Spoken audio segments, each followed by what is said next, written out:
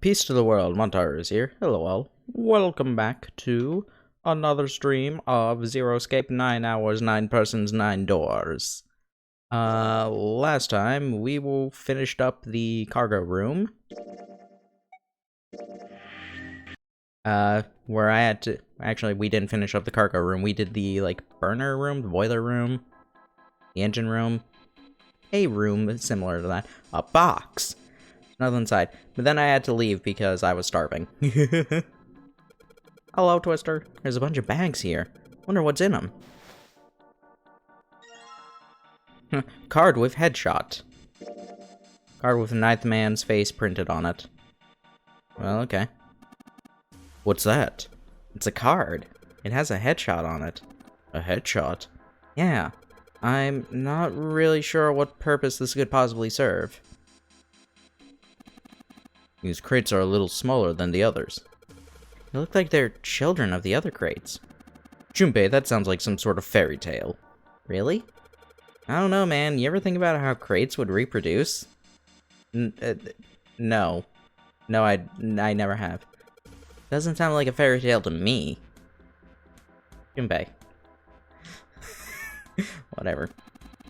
These crates are quite large, and they seem to be tied to one another with sturdy straps. Another bag here. A box! What's in you? Card with a headshot. Card with Santa's face printed on it.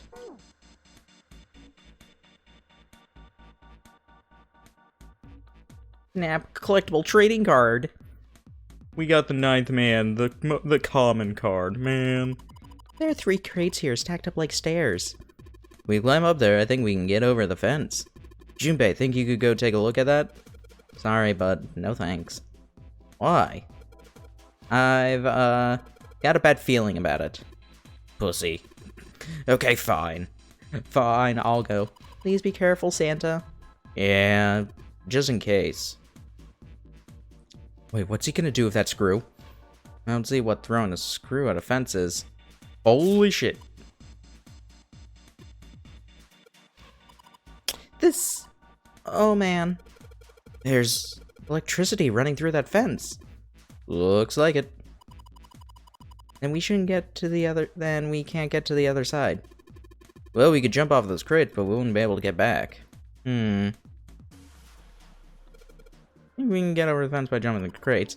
What are you saying, Jumpy? There's a huge electric current flowing through that fence. If you do that, you won't be able to get back.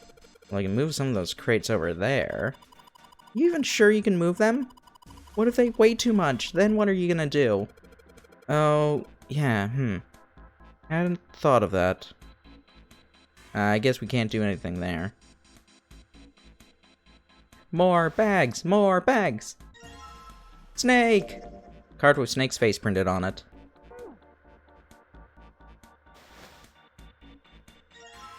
Clover! This is Clover's card. You know, looking at the photo, she's kind of cute, isn't she? Huh? What's up? Oh, nothing. Nothing at all. Why does her smile make me feel cold? You done messed up, Junpei. These stairs, they go up 3 stories. What are you waiting for, Junpei? Whatever, I'm going. This is the only door except this one we came through, and this is the exit. No shit, Sherlock. Of course it's locked. Is it an electronic lock? Oh, just a keyhole right underneath the doorknob. To open this door, we need to find the key that fits the keyhole. Yeah.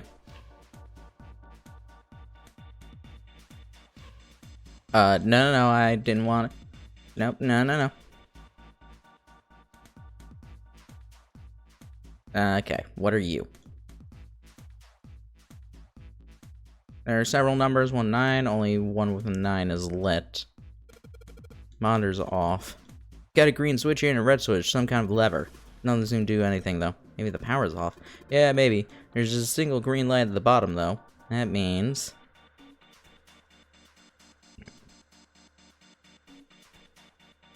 There's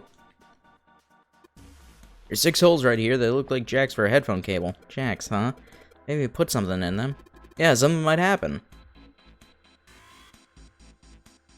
Okay, we don't have anything. Looking like covering something. And a little shutter. Maybe it'll open if we do something. And then come out, blah, blah, blah. Alright, can't do anything here. What do we get if we look on the other side? Okay, that's how you get up. Okay, whatever. So how are you? I'm doing okay. Okay. We got some of these. It's locked. We need a key. All these boxes have numbers on them. Do they? Oh. He's been down and picked up something that had been sitting next to a box. Junpei, take a look at this. Cards. We got a Lotus card. Picture of Lotus on this card. Man, her hair is ridiculous. It's like clay or something. Says the pot to the kettle. Alright, boxes almost. Does that mean we need to collect the cards we don't have? Okay, we're not allowed to just open things up as we get them then. Got 7. Could be train cards, not a very good one. Oh, wow. How dare you insult the 7 card? Hey! We got me! Hold on. What's my description? Not cool, man. You took this picture without my permission. Looks pretty cool, though. You look really handsome in this picture. Hey, knock it off, lovebirds. What? We're not a couple? No, not at all. Not in any way.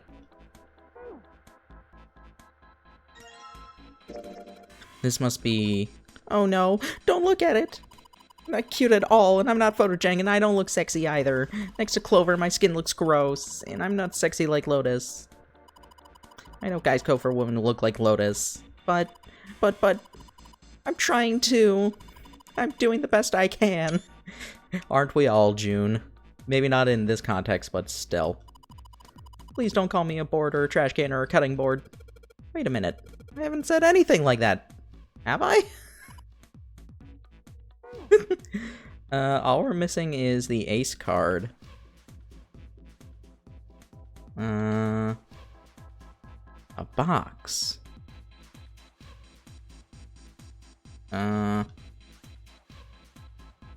Or anything in here? I didn't click this. Hey, there we go. It's Ace's card. You look like some kind of European lord. Oh, my headshot. You want to see it? It's actually a pretty good picture. No, I don't need to see it. In fact, we really ought to get back to our search.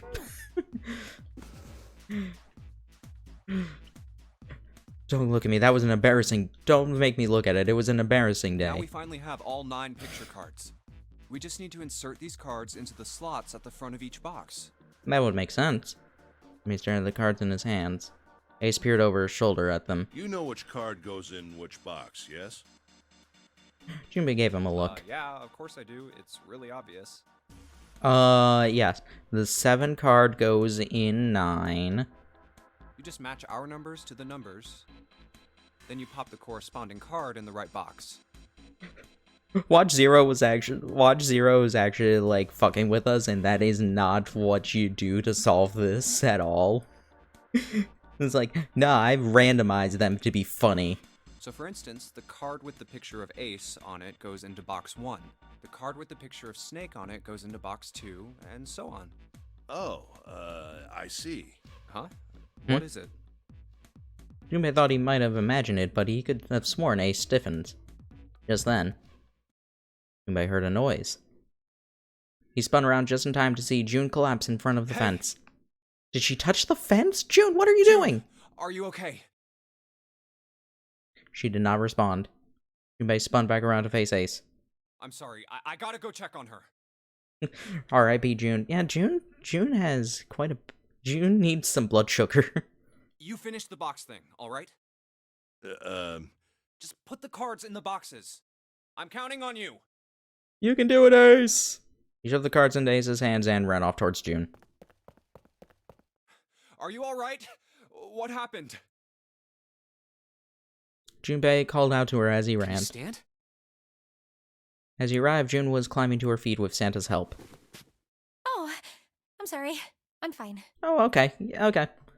Alright, I'll get back to my puzzles then. If you're fine, then there's nothing to worry about. Tripped. Don't give me that. Now is not the time. Don't trip, Gramps. But But it's true. I tripped over a box. Just let me see for a sec. Oh no, June, did you get a boo-boo? Do we need to kiss it to make it better? Palm on her forehead. You're still warm. Her temperature was much the same as it had been the last time he checked. She wasn't hot like she'd be... She wasn't hot. Junpei, didn't we already get over that she apparently has a complex about this? Don't try and say things like she's not hot. She'd been before, but she was still warm. Her fever wasn't completely I saw gone. her fall. I think she really did just trip on something, you know? I saw her fall. It was really cool. She, like, totally face-planted.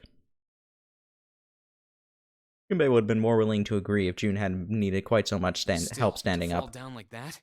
I think she's probably still a little messed up. June was doing her best to busy herself brushing dust off her dress. Her smile looked a little embarrassed, and her face was a bit flushed. But she did look a great deal better than she had. Still. Alright, well, let's just get out of here as fast as we can so we can get you to a hospital.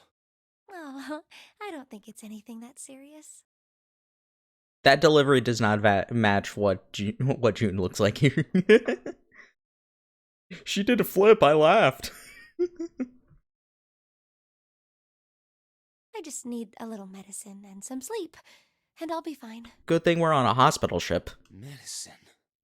Medicine, huh? Oh, you need medicine? Here, I got some drugs for you. Well, if we could get in touch with anyone outside, I'll bet Ace could swing that for you easy. Hmm? Ace? Why? Huh? Don't you know? He's the president of a pharmaceutical company. Oh, okay. Cradle Pharmaceuticals is the name, I think. Isn't that the one that kidnapped the kids? Their flagship product is an anesthetic drug called Soparil. Soparil. Soparil. I've heard of that before somewhere. Junpei couldn't shake the feeling he had heard about Soparil before. Santa continued. Soparil. It's an anesthetic that's a gas at room temperature. A lot like how nitrous oxide is. Okay. It takes only a few seconds to spread, and even a small amount is very effective. A Okay. bunch of countries quickly accepted it for widespread use within their police and military forces. So it's chemical It warfare. was an effective crowd suppressant and room clearer. We run a pharmaceutical company, but we accidentally created a chemical weapon. Can you imagine having to bring that up in a board meeting, just like, so, the sales of this one drug have been skyrocketing. Oh, wow. Why has it been doing so well? People are using it for chemical warfare.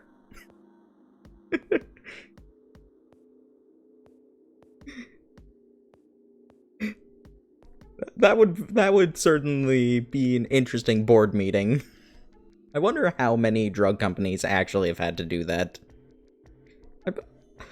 I wouldn't actually be surprised if that's not uncommon.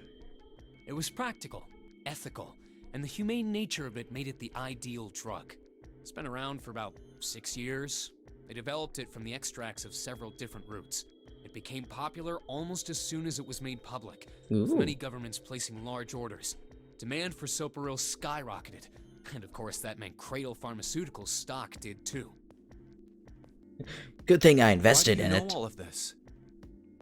Santa's information was interesting, but Junpei couldn't help but feel a little suspicious. Santa's reply was blunt I and heard it simple. from the old man himself. You know, people just breaking the Geneva Convention. From Ace? When? By the number 4 door at the central stairway, when we were searching the second-class room. Oh, okay. Remember how Snake, 7, and you went to door 5?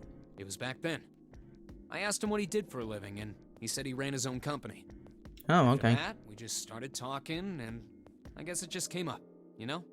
Well, did you tell him that you invested in his company, too? Like you told us behind that door? Huh.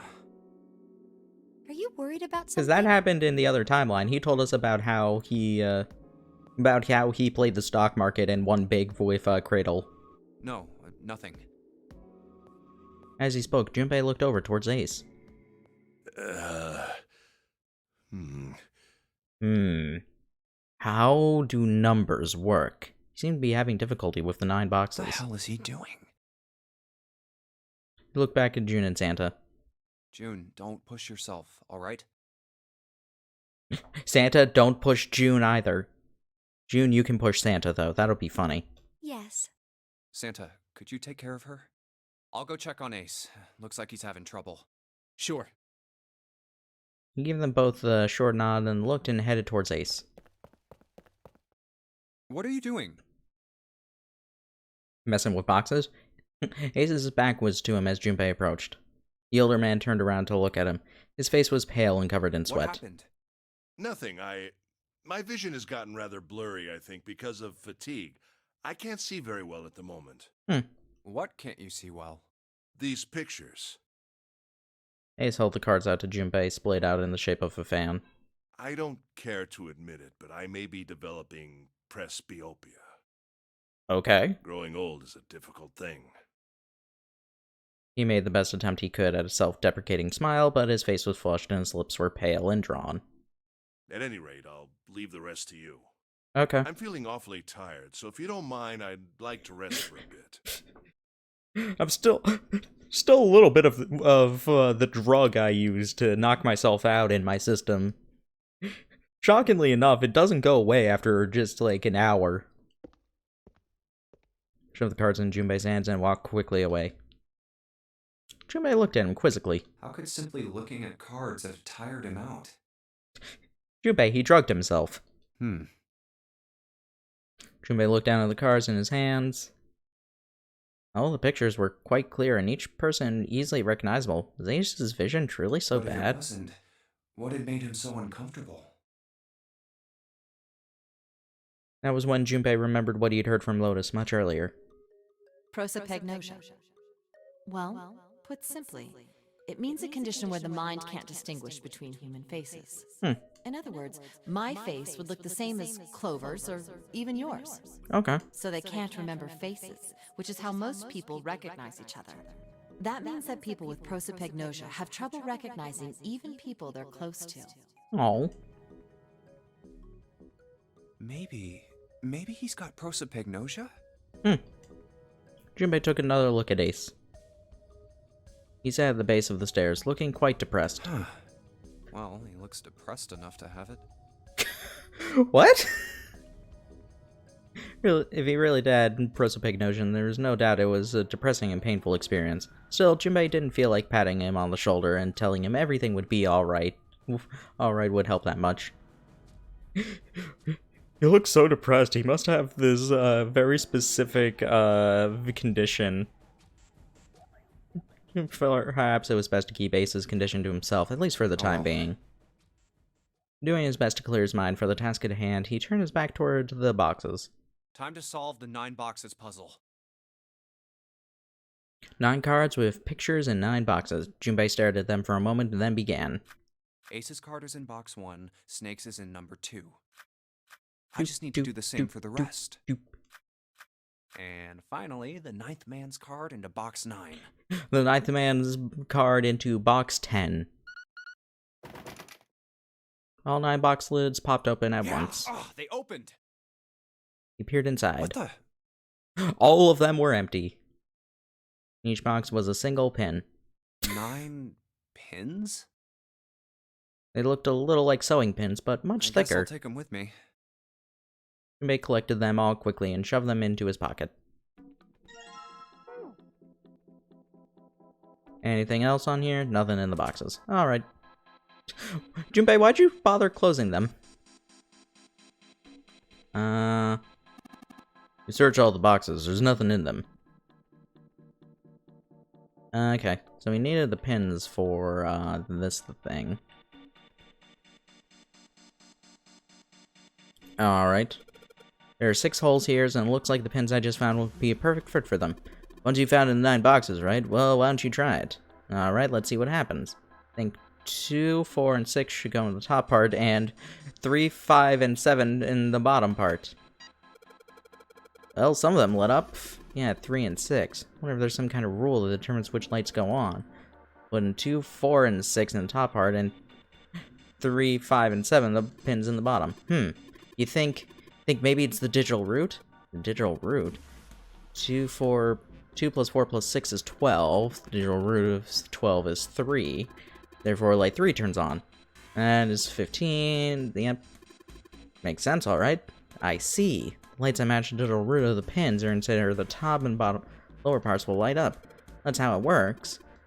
Oh, there's one thing I'd like to check. If he wants to try, he's certainly welcome. So, he put 1, 2, 3 in the top and 6, 7, 8 at the bottom. Oh. They turned off. That's...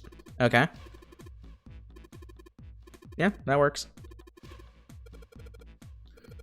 The digital root of pins you insert same as the lit. Those lights are turned off. Looks like that's the trick. Alright, now we know how it works. You want to give it a try? Wait, you mean do you know what you're supposed to do with these lights?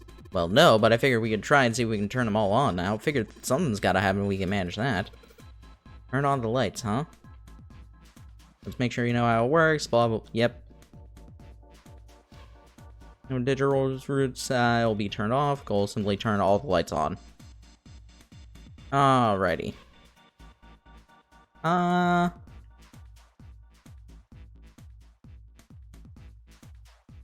So, I guess we can try and get one on here, so, 6, 4, and 9 would do that.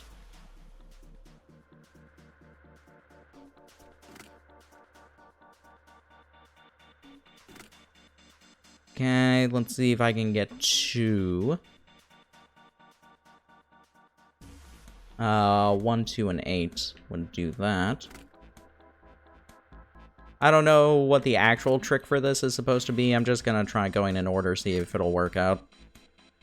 Okay, so for 3, 1, 2, 9.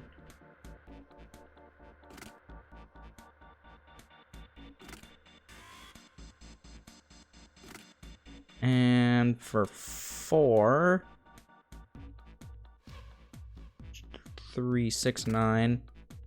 Because you just, yeah.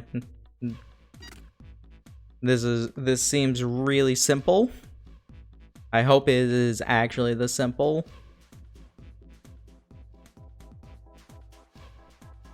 One,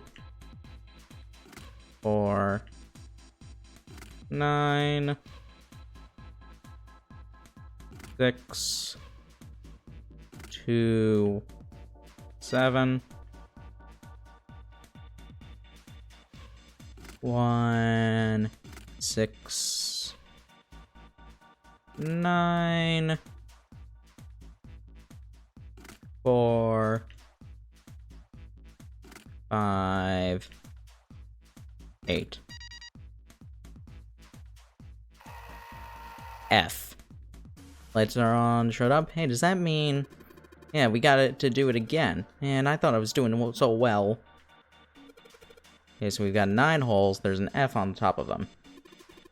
I don't know what the F means, but I do know one thing. What's that? This time there are 9 holes, so we need to insert 9 pins. And that's boring. Why don't you just try them all, right? I had to guess it's supposed to be like 1, 2, like every combination of 3 adds up to the same number. Which number would that be? What's F in that?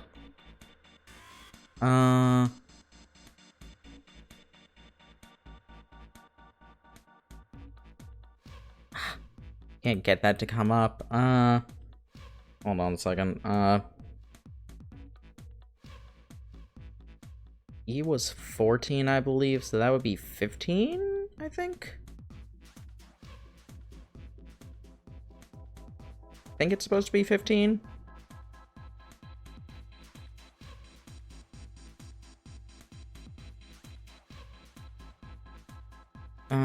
For base 16. Yeah, because 10 is supposed to be 16, and F is the last one for that, so it should be 15. So I guess I have to add everything. So I guess I need to get all the groups of 3 to add to 15. Which, that sounds really annoying. Let's try putting 1 in the center. To see how that'll work.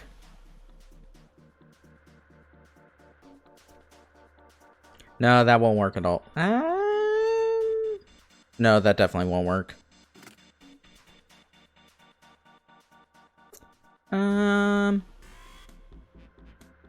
I'll try putting 5 in the center. That might be easier. Because if that's the case, I just need to get this, this, this, and this to equal to 10 each time. And I think that's pretty possible with this.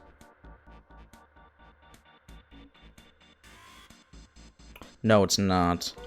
Nope, no, I didn't mean to cancel out entirely. Okay, thank you, Santa. Yeah, 15 and base 10 is F and hex, right? You're right, that's gotta be it. Thank you. Thank you for telling me something I did manage to figure out. What combination would I need for this? Actually, no, I think 5 would actually work. I was thinking a bit too, I wasn't thinking too well with that, so let's try and get this.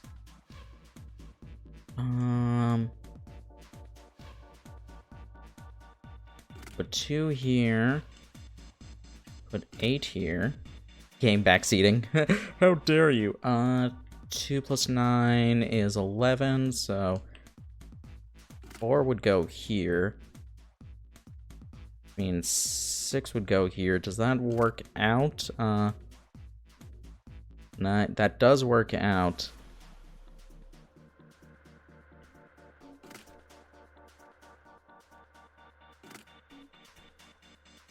What did I mess up then? Okay, that's only equal to 10. So this one's only, so this one at the top is only equal to 10.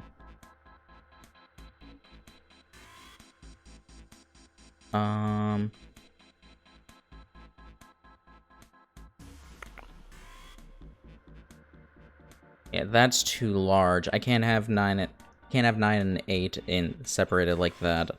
8 needs to be somewhere else.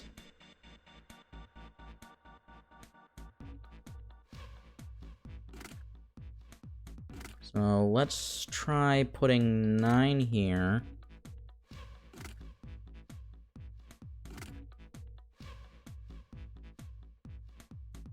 One here.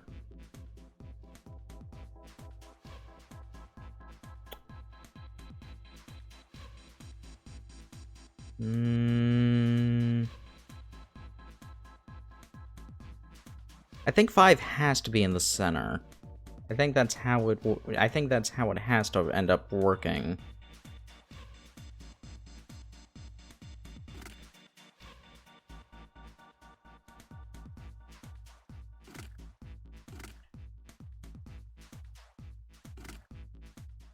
Nice 6 there. That's 15. Yeah, that's 15 here.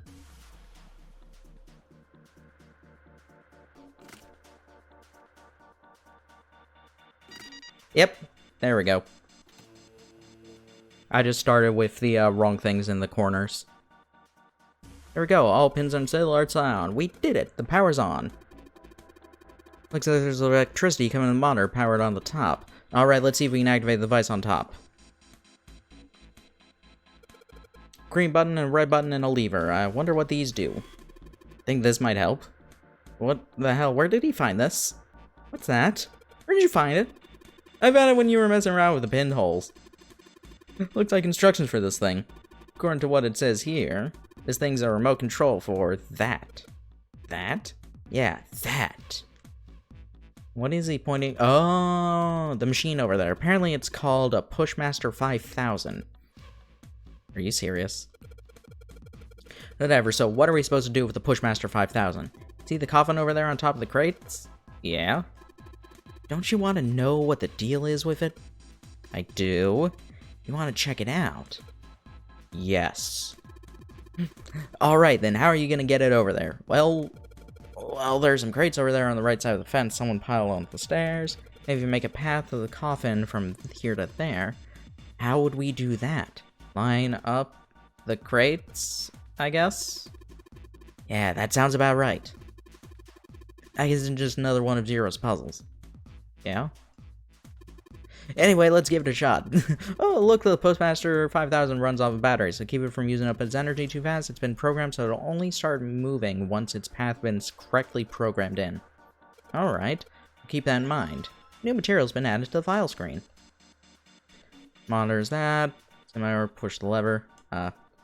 Reset button allows me to start over again.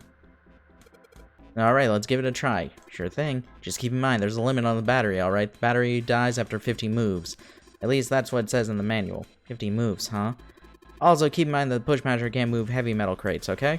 Got it. Instructions for operation. When a square adjacent to the Pushmaster 5000 is pressed, the Pushmaster will move to that square. If there's a crate in the way, the Pushmaster will push up to a single crate. Move the crates appropriately and efficiently and fill the yellow areas. Okay, so that's where the Pushmaster is. So I need to get all of those crates over to there. So the first thing I need to do is move that, move here.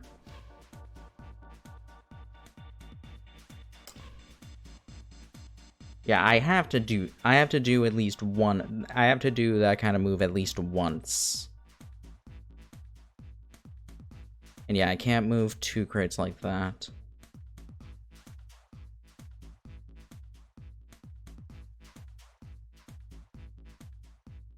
Okay, I can't, like, tell it to go, like, multiple moves like that. Let's do that.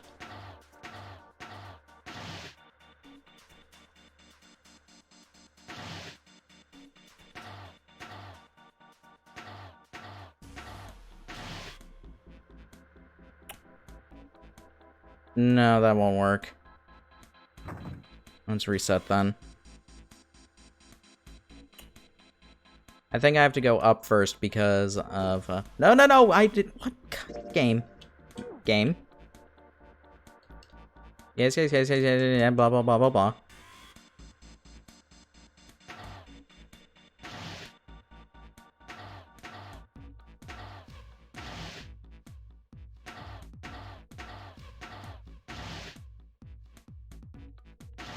Okay, so let's do that to start.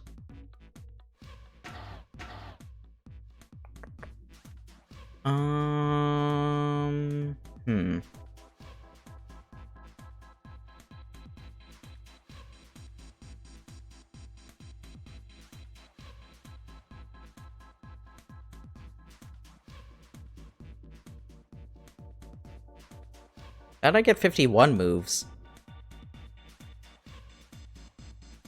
Wait, how did I get 51 moves? Does it give you more moves if you back out? Wow, that's... I mean, fine, whatever, but... Pushing it down won't help me. Pushing it down makes it... Pushing either of those 2 boxes down makes it impossible. Pushing it over there leaves me with no way to actually move anything afterwards either. No, I have to reset.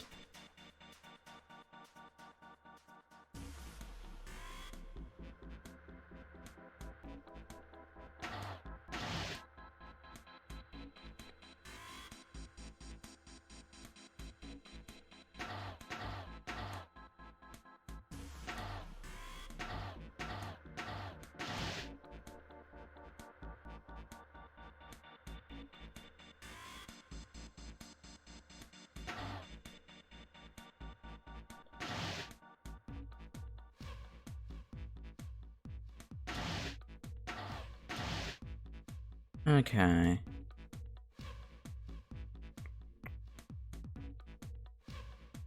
Pushing that down won't do anything. Won't. No, that'll be fine.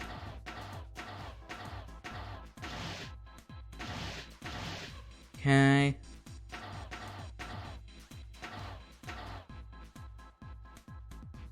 Oh, I was actually... No. Oh, I was close too. I was actually close to that, but this won't work out anymore because I can't keep that one in there.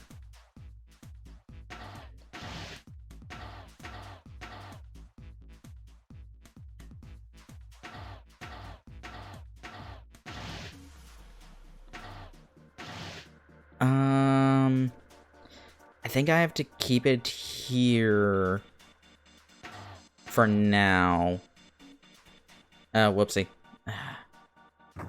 Let's reset that. Because I want to do this in as few moves as possible. So I wanted to do that to not, waste moves. Because, I need to...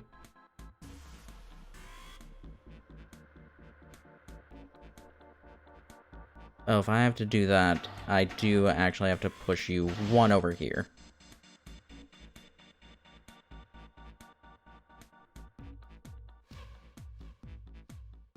Push that down, then go to there. Okay.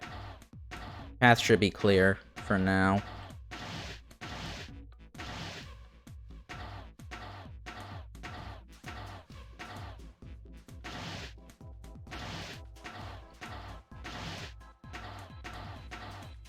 Oh no, am I gonna run out of moves? Oh, I'm gonna run out of moves. Man. Alright. Thud. Oh hey, welcome. Okay, so I messed up. I used too many moves somewhere along the way.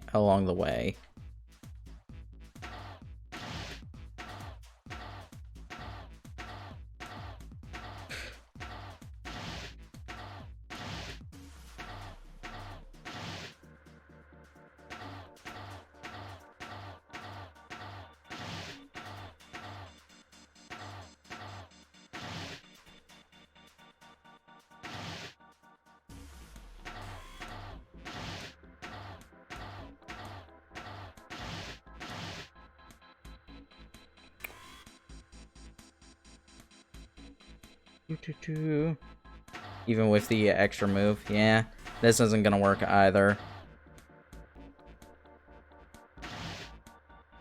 Because 1, 2, 3, 4, 5, yeah.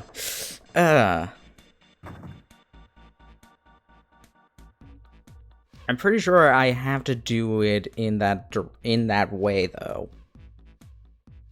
But I just need to figure out what the efficient movement is.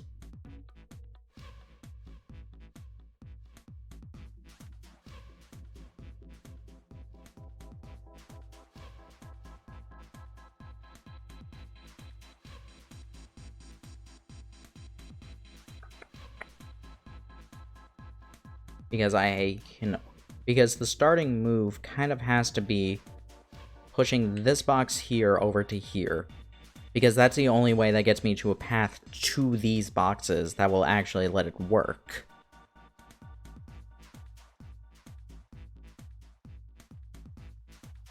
Because pushing either of these down locks in place. I cannot do any of that. The only two moves that actually work are pushing these ones into the center. And I'm pretty sure this is the only one that will actually let me do any paths because I can't get to this corner. Because this corner is locked off because of the coffin. So let's just do that again.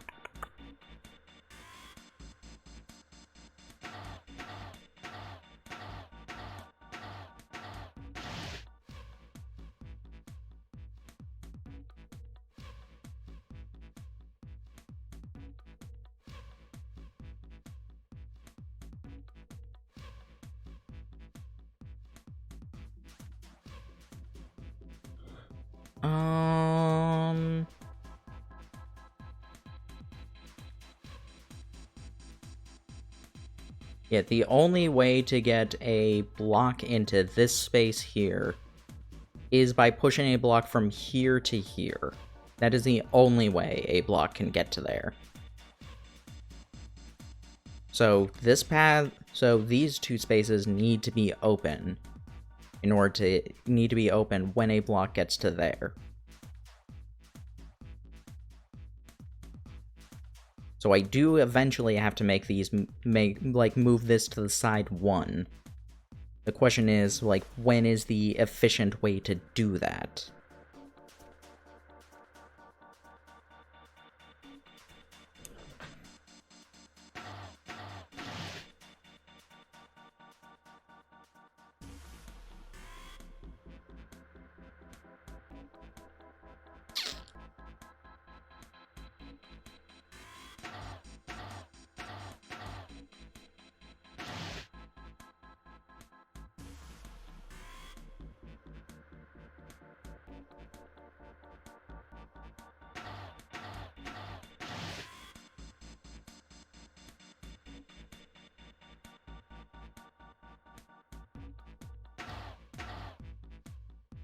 Yeah, and I can't push this one down to, like, get through this path, because otherwise that won't help me.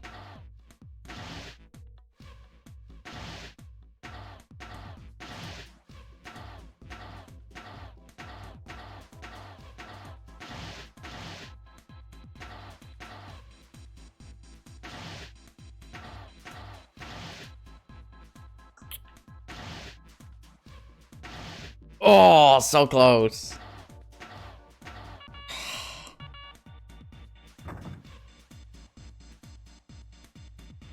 Ah.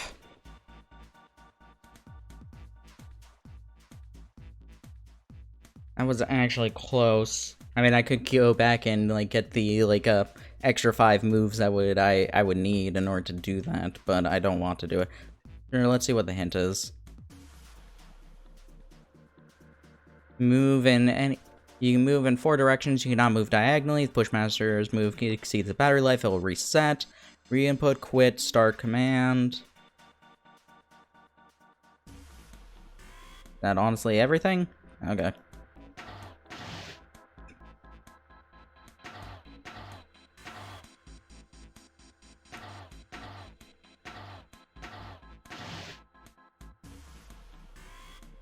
Will pushing that to the side do anything? No. Oh, wait a second. But...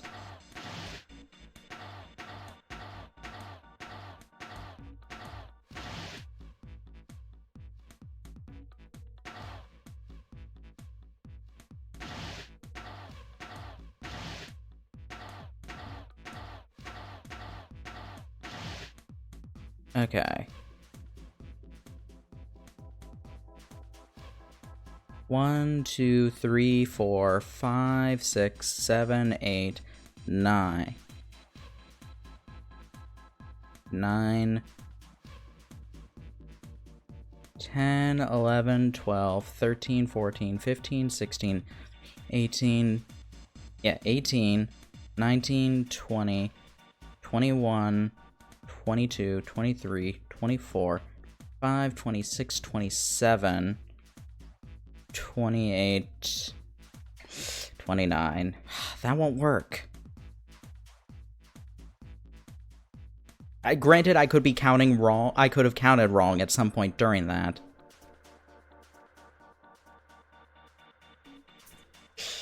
I think I still need to at least try it. Otherwise, I'll never know.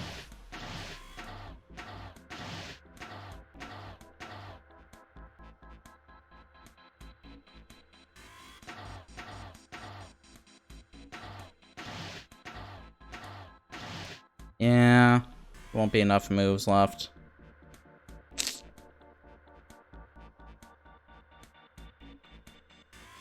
If I could get this one to here early, that would solve basically most of my problems.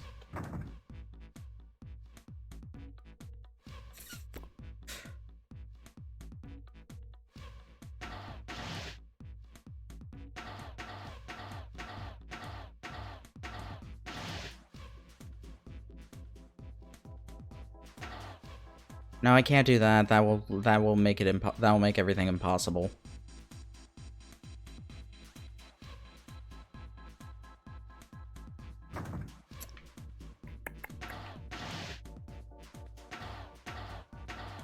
Pushing it up won't help. Pushing it up would make pushing it up here like ruins everything. That will not work at all. So I need to actually push it down.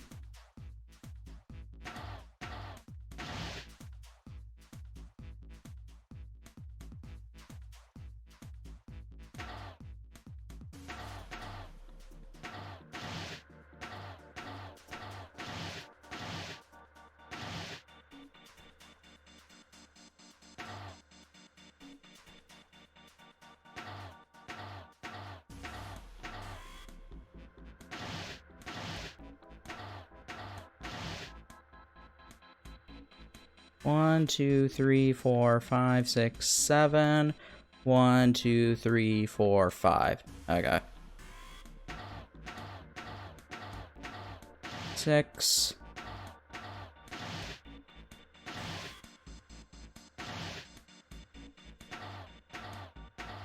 Oh, I'm annoyed. I'm annoyed that that one extra move is what made it possible. I kind of want to reset because I actually don't want to win with that one extra move.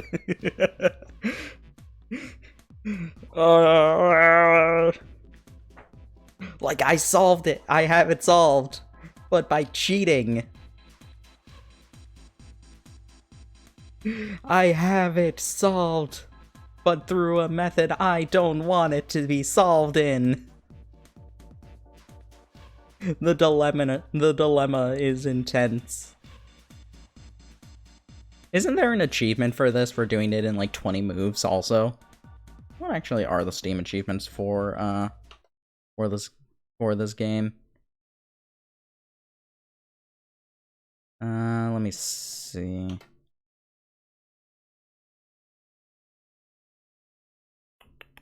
Because I would believe that actually being a case.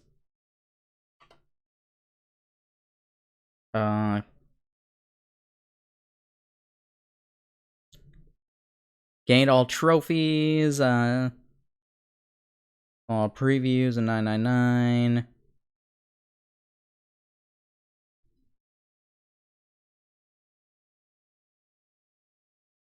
Saw any of the bad endings. Was the one that we saw not a bad ending?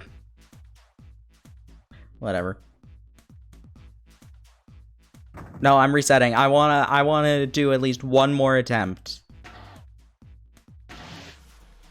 Okay, so are there any other efficient movements to get to here? No. Okay.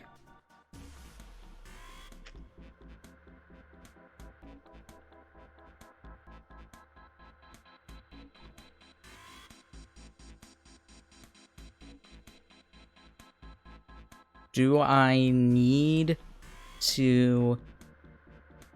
do I need to go to here immediately? Which ending? We saw the submarine ending. Literally everybody died. How does the submarine ending not count as a bad ending? You would think that would be a very bad ending.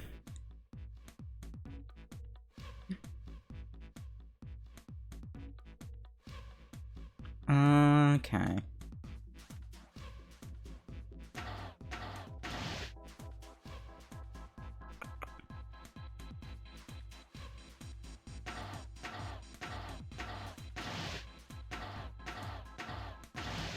Okay.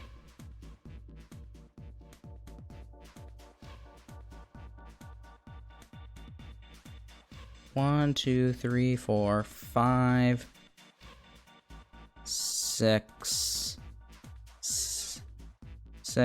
7, 8, 9, 10, 11, 12, 13, 14, 15, 16, 17, 18, 19, 20, 21, 22, 23, 24, 25, 26, 27, 28, 29, No, that's too far. I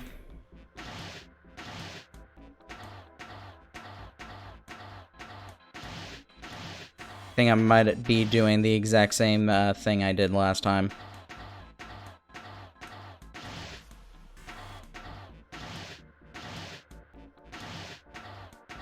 Yep. Exact same dilemma. I literally just did everything exactly the same.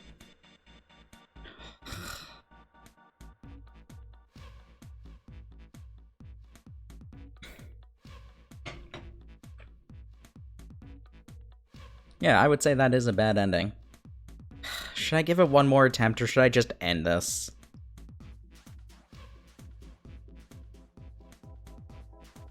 Apparently I can repeat this way, so you know what, I will give it another attempt. But let's see what else I can do.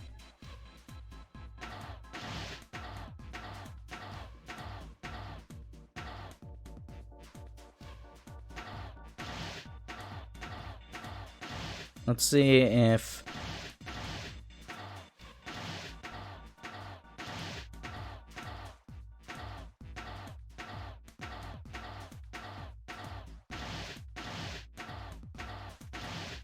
Nope, I think I somehow managed to give myself less moves.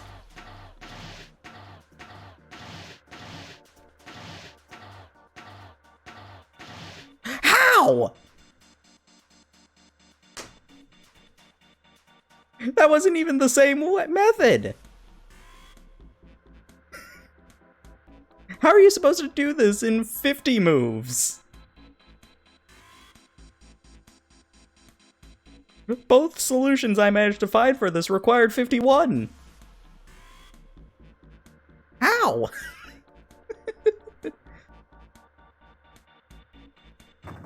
I'm doing it again. Mulligan.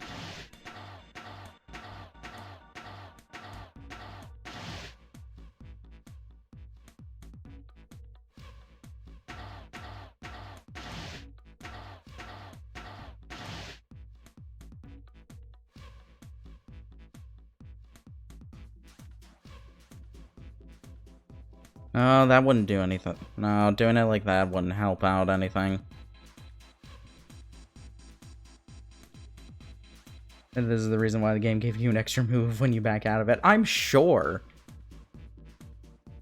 I'm sure it's something like that. 15 card Yu-Gi-Oh mod? Yes, exactly.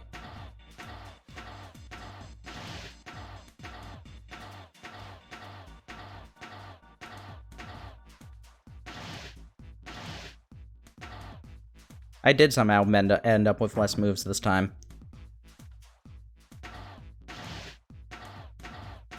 Alright. So I've delayed this long enough.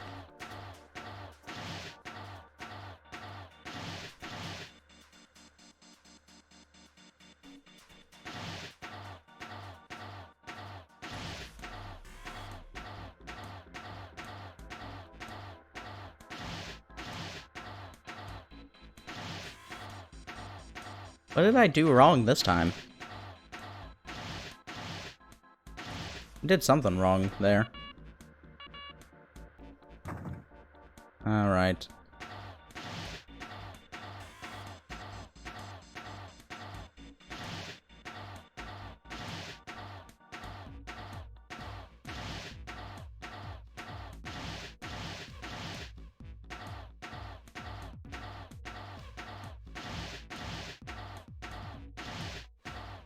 Yeah, this was the 51 path movement.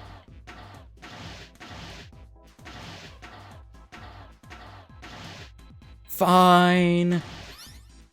Delay what? Subscribing to Smash Tunes. I've delayed swallowing my pride long enough. Okay, I'm done putting in the program. What do I do next? Just be quiet and watch. See, it's moving already. Thank you, Pushmaster 5000. Awesome! The Pushmaster 5000 did just what I told it to and lined up all the crates. Imagine if there was like a single rock in the path of the Pushmaster 5000 and that messed up literally everything. Now we can reach the coffin. We just need to climb on those crates by the fence. No, I'm already subscribed to Smash Tunes. Don't you worry about that.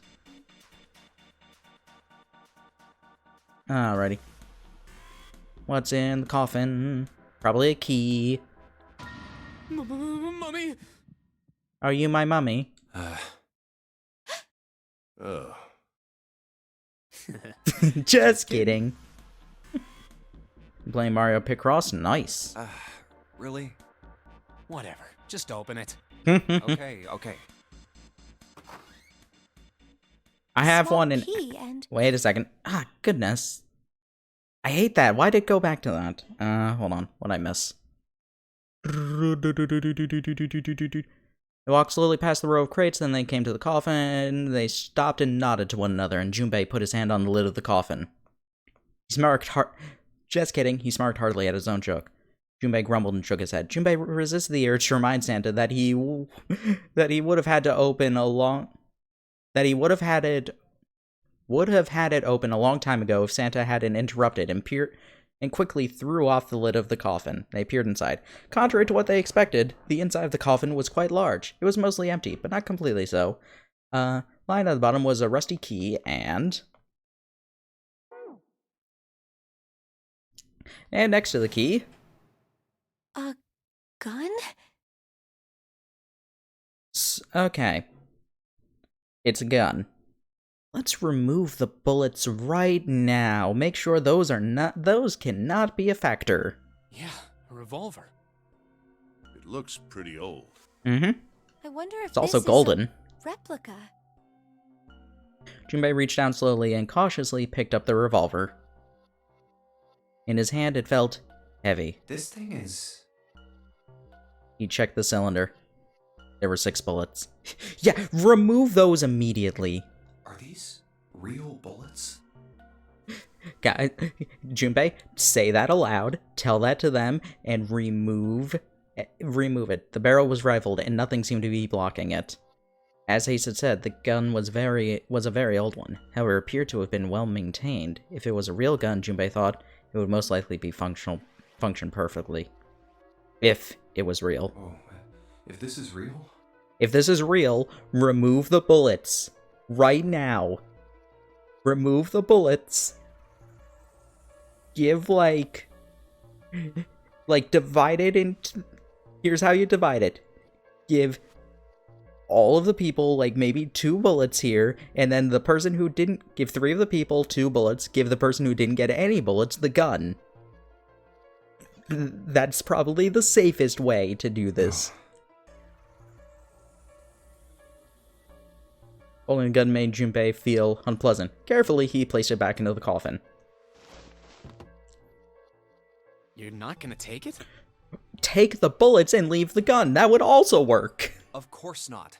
All something like this is gonna do is cause more trouble. It's a powerful weapon that gives one person a huge advantage. Yeah, let's, the other thing we could do, fire all 6 shots into the wall right now. There are so many solutions to make sure that this never comes into play, and we choose none of them. Something like that would be way too dangerous to have around. We're in enough danger already. He's right to remove the gun, but there are so many ways to remove it way more effectively. Yeah, I suppose you're right. Maybe Zero put this gun here, hoping that something like that might happen. I'm sure that's exactly what happened. In other words, maybe he put it here to make us fight each other. Yes, certainly.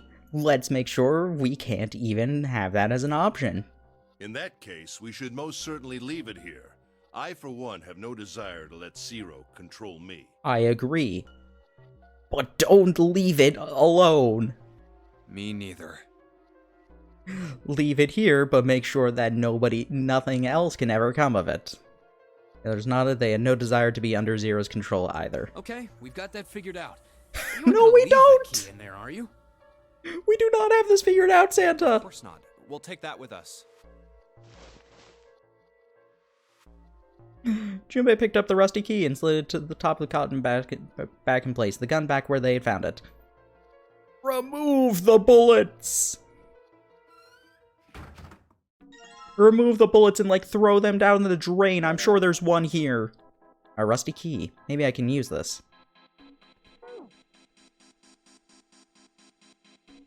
I'm sure we can find any drain anywhere. We have... Can we, like, go back to the incinerator right now? The door leads to the steam engine room. Yeah, let's go and let's take those bullets and put them into the coal furnace. Let's put this key here, and yes, it sounds like it did it. Yay! Looks like it's open, Jumpy. I see. This key should open the door. Hey, what are you waiting for? Let's go. Juger, have you ever played 999 before?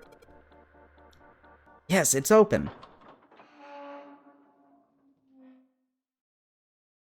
I want to know what that solution to the puzzle, to that one sliding puzzle is for 50 moves.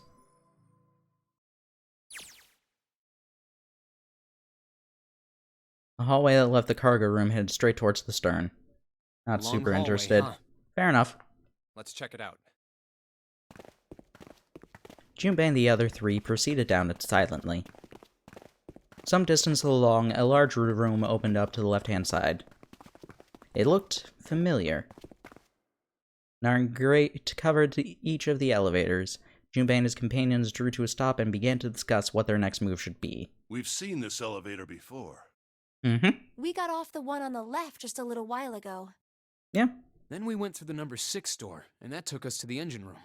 Yes, that is Yes, correct. And after that, we passed through the cargo room. And we left a Now we're very back dangerous here. weapon where anybody could get it. Granted, we're not like 7 and we leave the doors unlocked, but still. In other words, we made a loop. We're back where we started.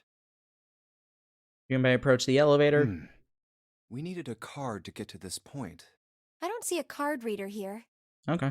Perhaps we aren't able to activate it from this location. Why don't you just try pushing the button? So let's try that. Yeah. That could work. Gently, he pushed the triangular button on the wall. A moment passed. Yay! Elevators work! It works! All hail the elevator door gods!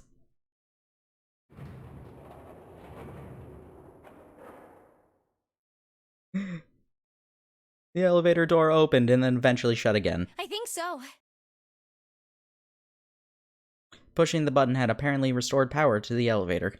Good. Now we can go back if we need to. Yay! Now we can get that gun! What do we do? Should we return to C deck? Yes. No, this hallway keeps going. Oh.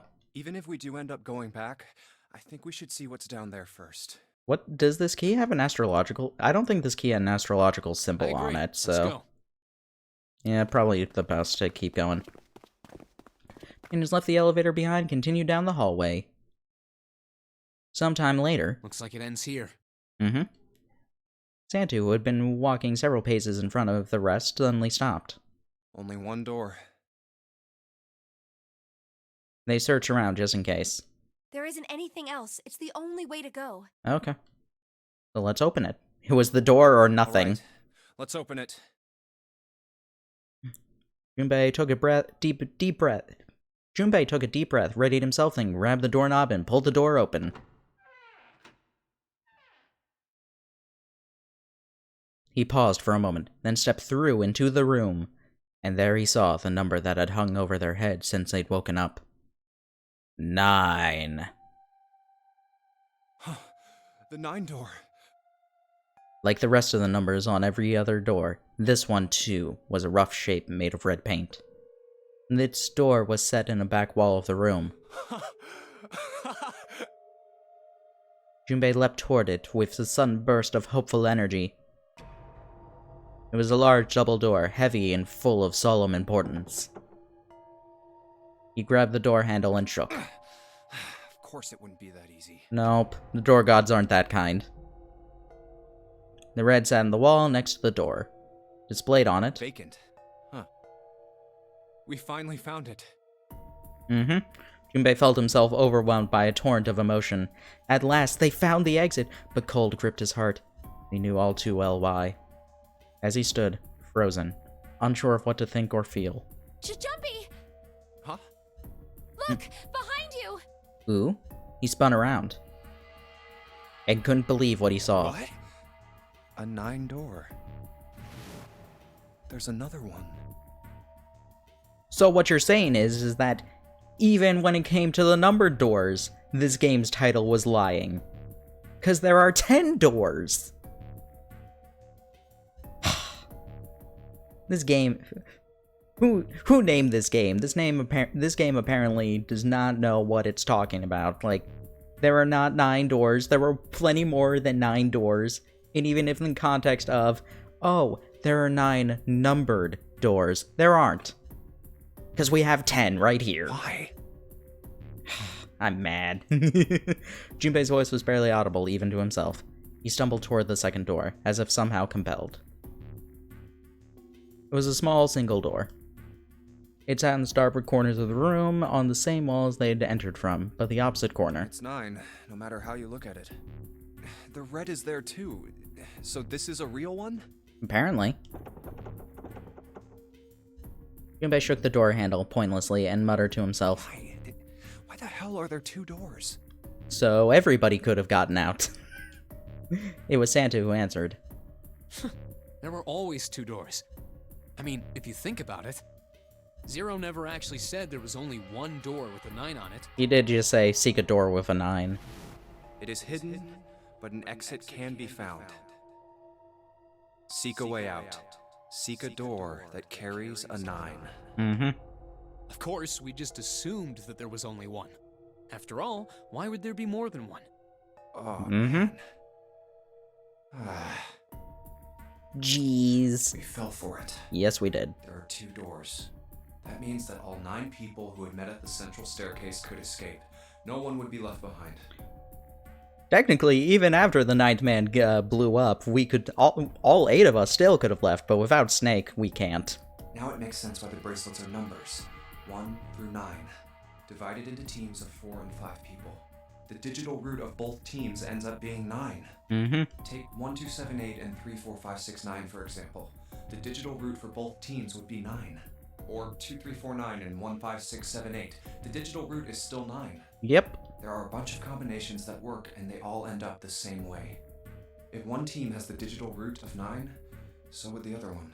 Yep. What does that mean? It means whoever killed Snake was a real dick. The answer's simple. From the very beginning, the Nonary game was designed to save all 9 people. It was also designed to kill all 9 people. That's how it was meant to be. Zero didn't lie. No, he Never didn't. said there'd be only one 9 door. But anyone who'd found themselves in the game would have assumed that was the case. Fights would have broken out.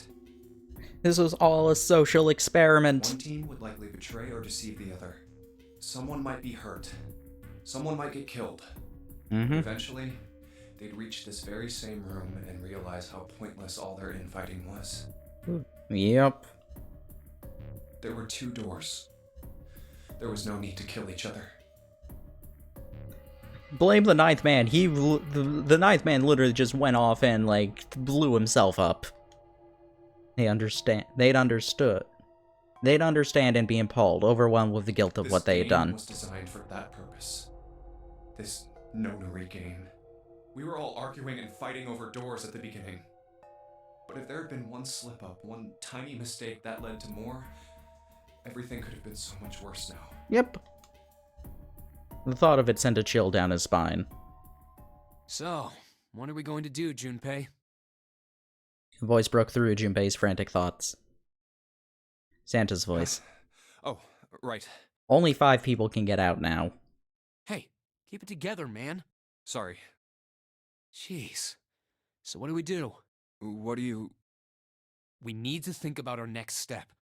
We need to find the others, because no matter what we do, we can't get a comment. No matter what any of the 4 of us do, there's no way we can get through either of these doors. So the first thing we need to do is find Clover, 7, and Lotus. Our numbers are 1, 3, 5, and 6. That's a digital root of 6. Mm-hmm. The 4 of us can't open the number 9 door. The 4. Wait, don't tell me. Yep. There's one combination that'll let 3 of us open the 9 door. Wait, there is? 1, 3, and... Oh, 1, 3, and 5.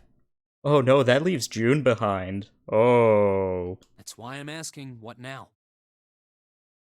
We need to kill the other 3? What now? We get the other 3. We still get the other 3. Took him no time to at all determine that there was only one combination of 3 people that would give a digital root of 9. 1, 3, and 5 equals 9. That would mean... No, we gotta go back. Yes. That wasn't a possibility he was willing to consider. Santa and Ace agreed. Yep. I agree. We cannot leave June behind. Junpei let out a breath he hadn't realized he'd been holding. Are you sure? Yes, because the other 3 would be furious with us even if we were willing to leave you behind. I don't mind staying. June's body betrayed her true feelings. Her eyes were wet with the beginnings of tears, and her legs shook. It's okay. There's no way we'd leave you behind. Mm-hmm. Santa said what Junpei had known the moment he realized which 3 people could go through the door. Besides, I'd rather drown at the bottom of the ocean than escape with this sausage fest. Wow, Junpei. Maybe I'll get to go to Atlanta. What? Are you sure you don't mean Atlantis? Oh, okay. Huh? Oh, right. Thank you for the levity, Junpei. Perhaps it was a sudden reassurance that no one had wanted to leave June behind, but Junpei laughed harder than he had in some time. Santa and Ace smiled. You guys. Aww. June blinked tears from her eyes, bit her lips. She didn't seem to know what else to say. Very well. Best we head back to C-Deck then. We should be able to take the elevator we passed earlier. That would make sense. Perhaps Clover, 7, and Lotus will have returned from door 1. Then we can choose which 2 people to leave behind. Yay! No, 3 people. No, hold on. It would be 2. Yeah, 2 people to leave behind. Even as they spoke, they knew that finding the others wouldn't improve the situation. Even with all 7 of us. Ace knew it. They all knew it. Standing around here isn't going to accomplish anything, don't you agree? Let's find the other 3 first, and then search for another solution. Yep, that'll work. I guess you're right. All right, let's go. Ace looked at all 3 of them and then turned and headed through the door. Yeah. Okay. Santa and June followed. Junpei started towards the door, then Come stopped. to think of it. What is this room? It looked like a church. It didn't seem terribly important now, but what exactly We were was so it? focused on the doors, we didn't even look around. Yeah. The red carpet ran between 2 columns of wooden benches that ran the length of the room. It looks like it's set up for some kind of ceremony. But what kind?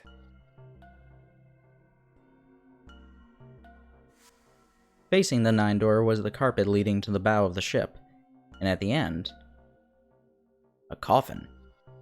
Was it an altar, perhaps? There was a small rectangular alcove at the end of the carpet, and inside the alcove was a raised platform. Resting on top of the platform was a coffin. A coffin? What on earth is a coffin doing in a place like this? This is the 2nd coffin we've seen, Junpei, and you're concerned?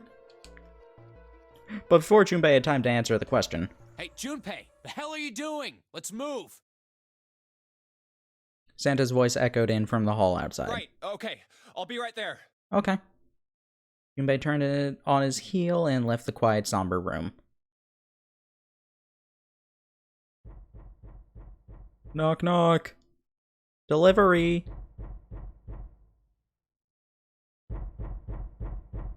Oh no.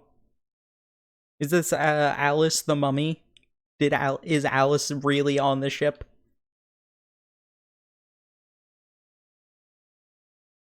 Oh, okay. Apparently Junpei never even heard that.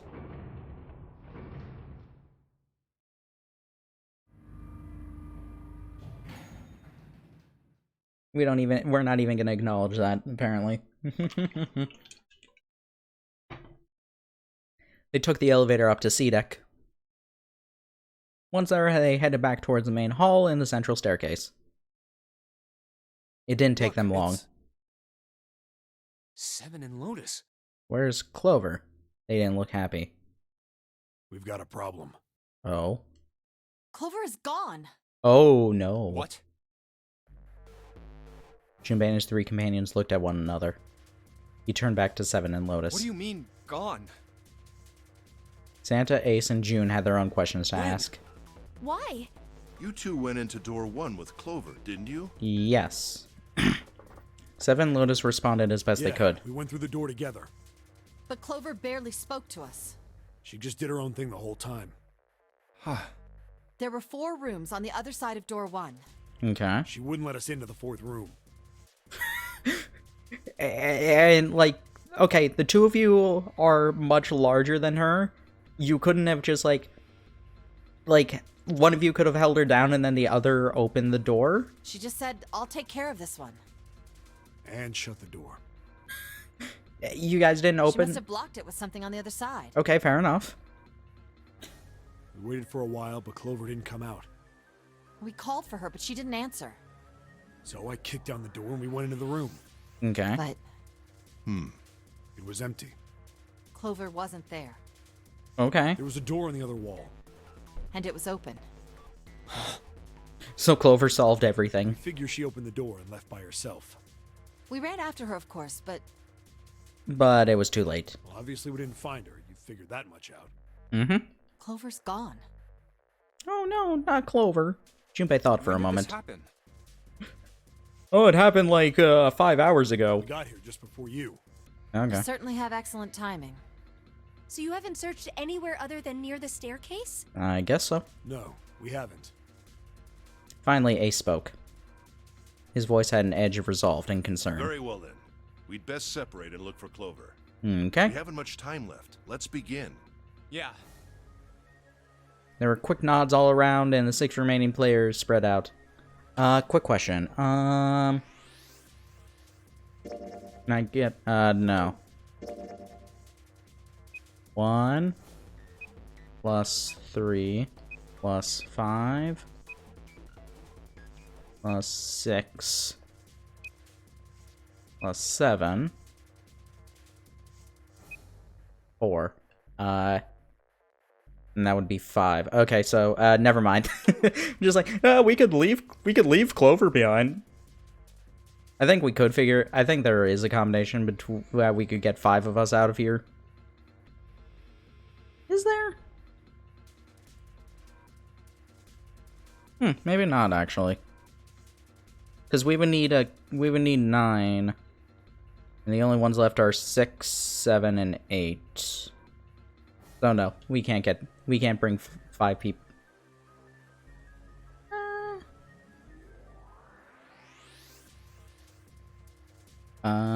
Santa and June, Ace and Lotus. Those are both 9. Yeah, there is no, I do not believe there is a way for us to get.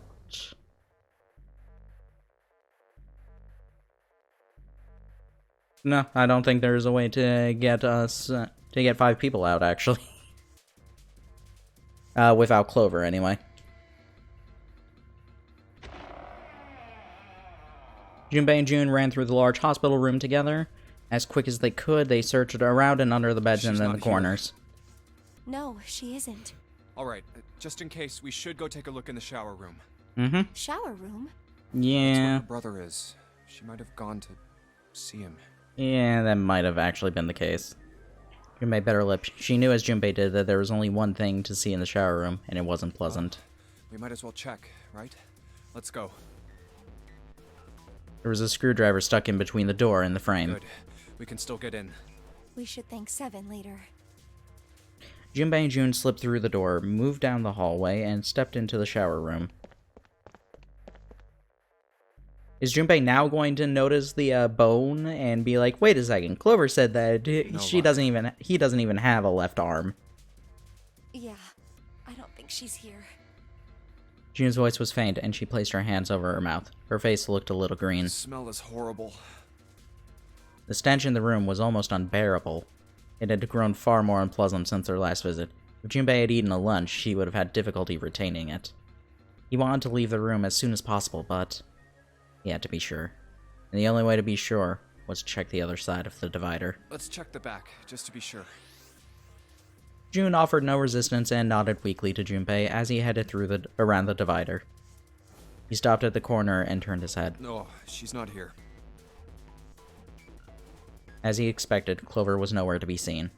The only thing on the other side of the divider was a dead body, lying in a reddish-brown puddle of dried and drying blood. Snake, just where did your sister go?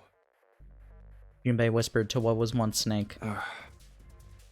He'd asked rhetorically, of course, as there was no way he'd get an answer. He gave a deep sigh. Such a horrible way to go. The skull shattered, the left arm's hideously twisted. Huh? Wait. Oh, now he notices. The bright white of the ulna was clearly visible through the remains of skin and muscle. Bright white. Ulna. Bones. The pieces fell into place. Junpei remembered something Clover had told him in the laboratory. My brother's left arm is, it's not like a normal person's arm. The accident hurt him really bad. Of course. Of course. Of course! Why didn't I realize it earlier? Because you were stupid, Junpei. That's why. Clover had told Junpei that Snake's left arm was prosthetic, but the left arm of the corpse behind the divider was quite clearly a real human arm. Or at least it had been once. That meant the corpse. Jumpy? Can you imagine how weird this must look to June? That Junpei suddenly starts looking at a dead body and then starts, like, cheering to himself? It's like, of course! Imagine Junpei with his, like, stupid grin on his face. June's unsure voice at Junpei's sudden strange behavior drew his attention back to her. Sorry for making you wait. Let's go. Junpei, explain! Please explain, otherwise June is going to think you are an actual crazy person.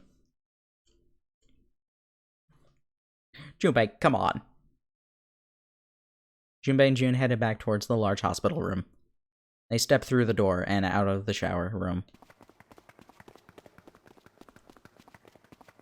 Down the hallway they went, searching for Clover in every corner. They reached the staircase when Seven appeared, breathless and yelling. Junpei! June! Where were you guys? He looked pale and his face was drawn. Something terrible had happened. Junpei's breath caught in his throat. Did something happen? Seven drew a shaking hand across his face and gulped down a breath of air. Clover is... Oh no! Clover is dead. No! I found her in the first-class bathroom. Oh no!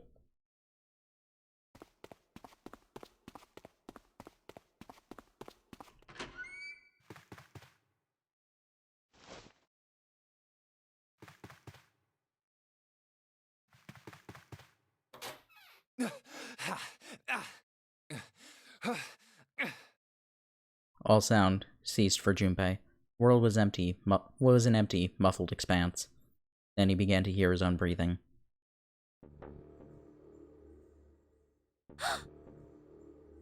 June's mouth moved, but he heard nothing.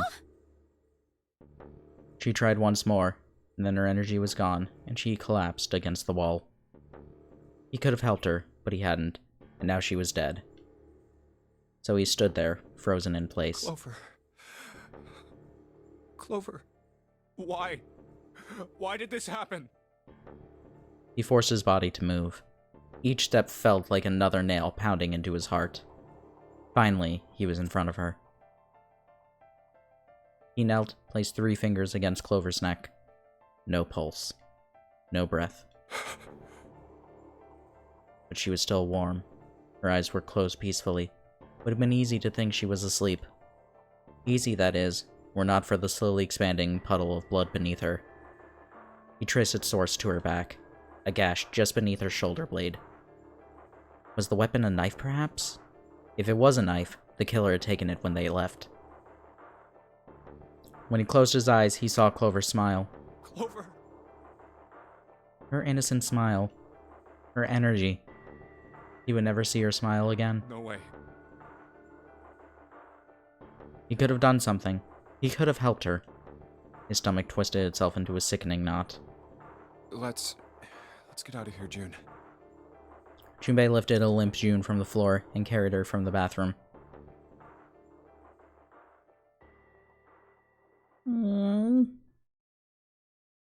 Are you alright?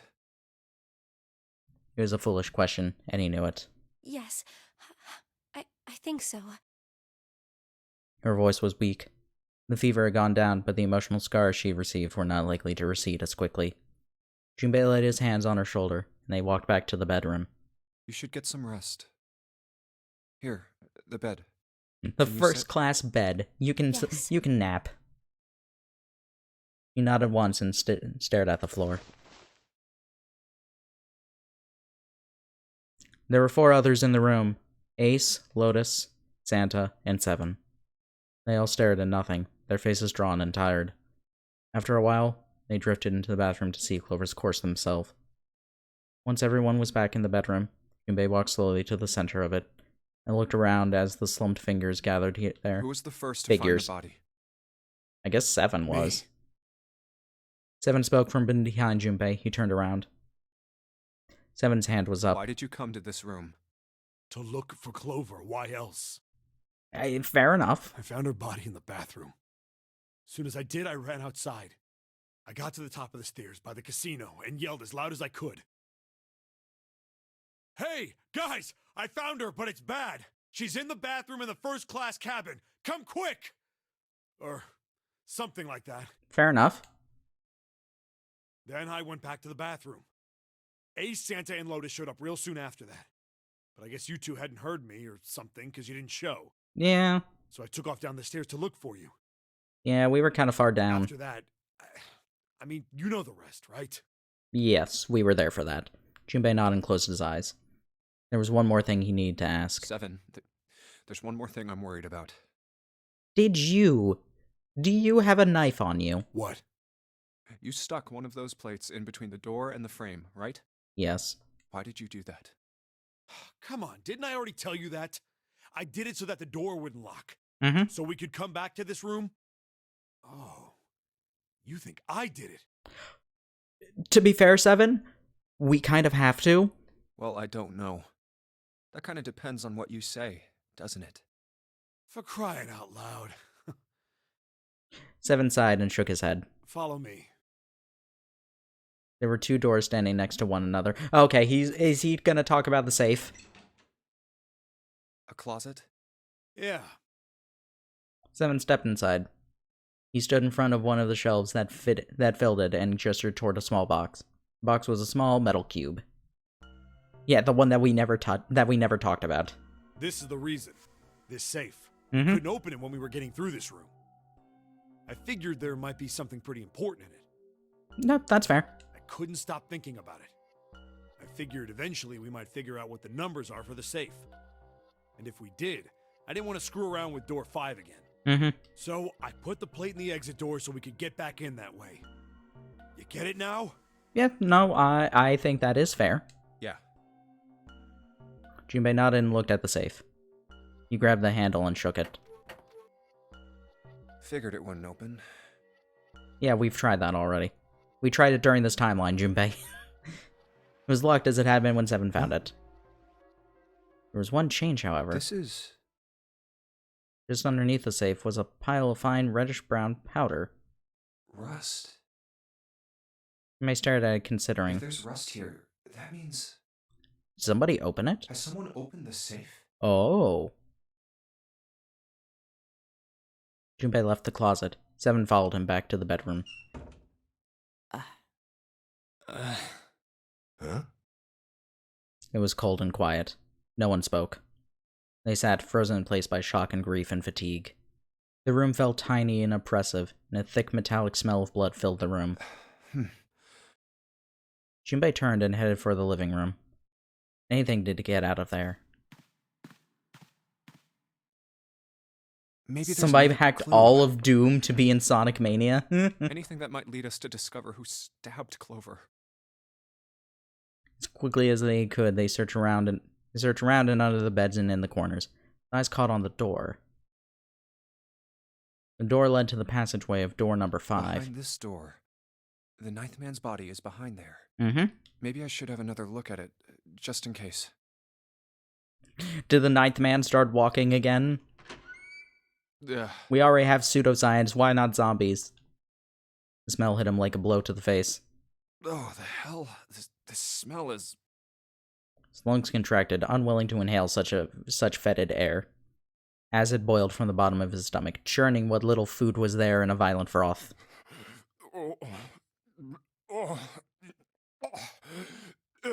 Maybe we'll throw up the... Maybe we'll finally throw up the bomb. It was too much for him, and he vomited. A thin stream of yellow water and bile splattered onto the floor. He wiped his mouth weakly and stared at the dead body. Chunks of torn flesh lie in an arc around the body. What remained of the intestines had slid out onto the floor. The pool of blood that framed it was half dry, but so thick that it had taken on a texture not unlike that of an egg yolk prepared sunny side up. God, I love these descriptions. On the floor next to the broken mass of the man's head lay his glasses, cracks spidering across the lenses. The bloodstains near them had already dried like scabs on the floor. Wait. That was when he noticed. It's gone. His bracelet. Ooh. It's gone. It was right next to the glasses. But now... it was gone. The number 9 bracelet was gone. Why? Had someone taken it? He was turning over in his mind when he heard Seven's voice. Where'd Junpei go? It drifted out of him. It drifted out to him from the living room. Junpei walked slowly out of the hallway. Oh, there you are. Were you looking for something in the hallway? Yes. And we found nothing. Which is exactly what we were looking for. Seven looked up as Junpei entered the room. Did you find something? No, I found nothing. He thought for a moment before he responded. No, nothing. Technically, it wasn't a lie. He hadn't found anything. In a way, in fact, that was the problem. Something he expected to find hadn't been there. The 9th man's bracelet. What's up? Well, I wanted you to take a look at something. Okay. What is it? Seven led Junpei back to the bathroom. Clover. As Clover's corpse came into view, he felt his heart flip and then fall to the bottom of his stomach. Something between a sigh and a groan escaped his lips. What was it you wanted to show me? His voice was hollow and empty. I searched Clover's body again. A real shame.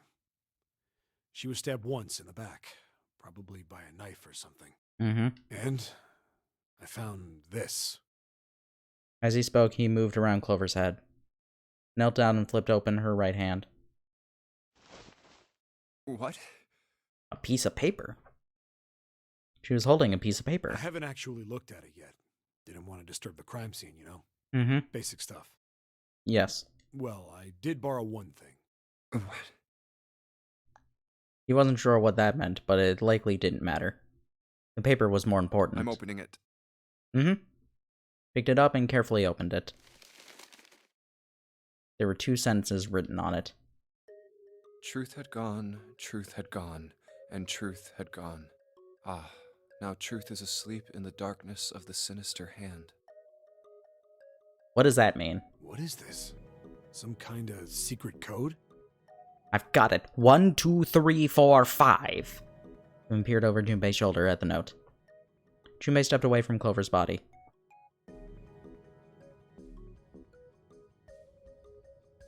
And into the living room. He began to pace, attempting to decode the note. A code. First clue was likely the phrase sinister hand. Sinister hand means... that would be the left hand, probably.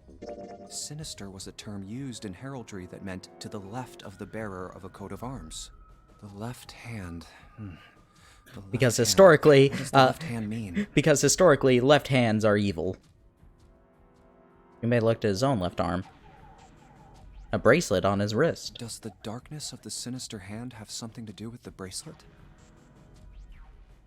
Examine the bracelet There's closely. two things sticking out on either side of the face.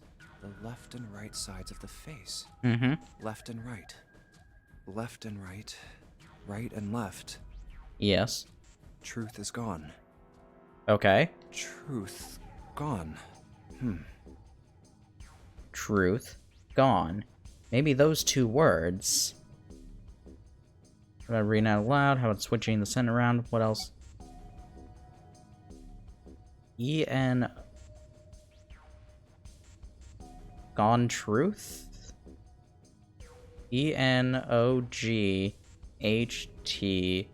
E-N-O-G-H-T-U-R-T. No, that doesn't... Reading them backwards doesn't make sense. Switching the sentence around. Wouldn't that be the exact same as... What What about else this? could gone and truth mean? Truth, of course, means something that is correct. Something that's fact. Yes. In other words, something that is right. You could then safely assume that gone means left.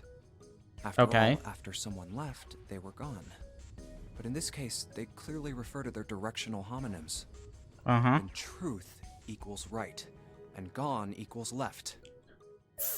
Alright, Junpei, I'll trust you on this. Junpei looked at the bracelet again. The left and right of the bracelet. These two things sticking out. So if I... Press them in the following order. Truth had gone. It was three mentions of truth is gone, right? In that case, that would be this one. Right, left, right, left, right, left. And then 1, 4, 3, 8, 3, 4, 2, 1. Is everybody paying attention? One after another, 8 numbers flashed on, then off at the face of Junpei's Wait, bracelet. Did it just...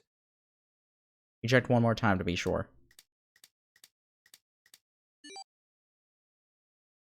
One, 4, 3, 8, 3, 4, 2, 1. 1, 4, 3, 8, 3, 4, 2, 1. Huh? Hey, what are those numbers? They're numbers on this on our bracelets. Junpei didn't answer. He couldn't answer. He had no idea what they were either. Besides, he was sure he would forget the numbers and the order they came in if he said anything. 1, 4, 3, 8, 3, 4, 2, 1. Muttering the numbers to himself over and over, Junpei headed towards the bedroom. 1, 4, 3, 8, 3, 4, 2, 1. 1, 4, 3, 8, 3, 4, 2, 1. Okay. 1, 4, 3, 8, 3, 4, 2, 1. 1, 4, 3, 8, 3, 4, 2, 1. Memorized it yet, Junpei? For long, he found himself in front of the safe again. Its lock was the only device he could think of that required a sequence of numbers such as the one he just discovered. Besides, someone had opened the safe at least once already. Had Clover come to the bedroom to open it? How did she know about the safe, though? Junpei slowly dialed in the numbers that the bracelet had given him.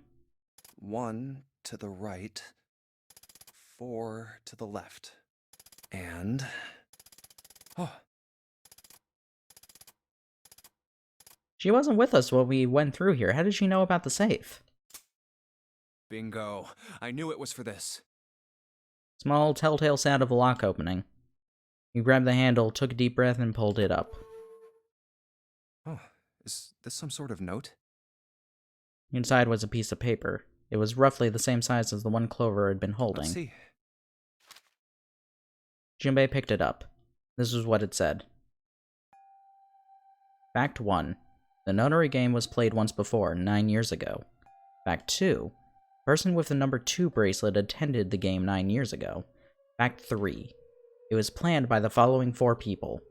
Cradle Pharmaceutical CEO, Gentaro Hongo, Cradle Pharmaceutical's Chief of Staff, Nagisa Nijisaki, Cradle Pharmaceuticals R&D Supervisor, Terukai Kubota, majority shareholder in Cradle Pharmaceuticals. Kagechika Musashido? I must punish them for the innocent lives they sacrificed. This is the only warning they will receive. That innocent souls might be saved. I now state the truth. 0.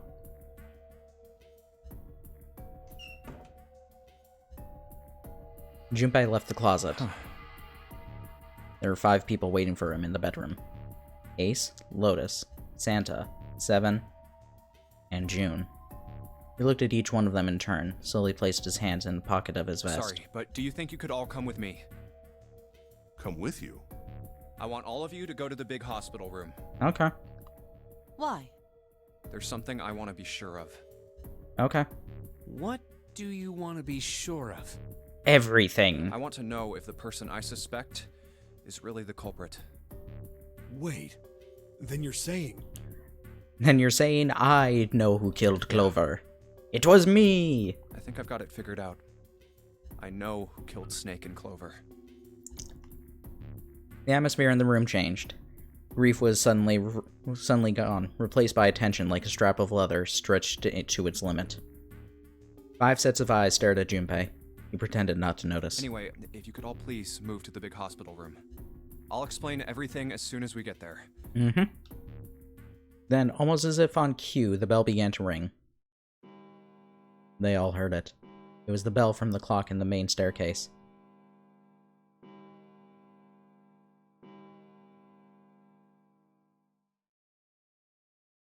The bell rang 5 times, then ceased. It's 5 o'clock. We have 1 hour left. We don't have a lot of time left. Let's go. Slowly, one by one, they followed Junpei out of the bedroom.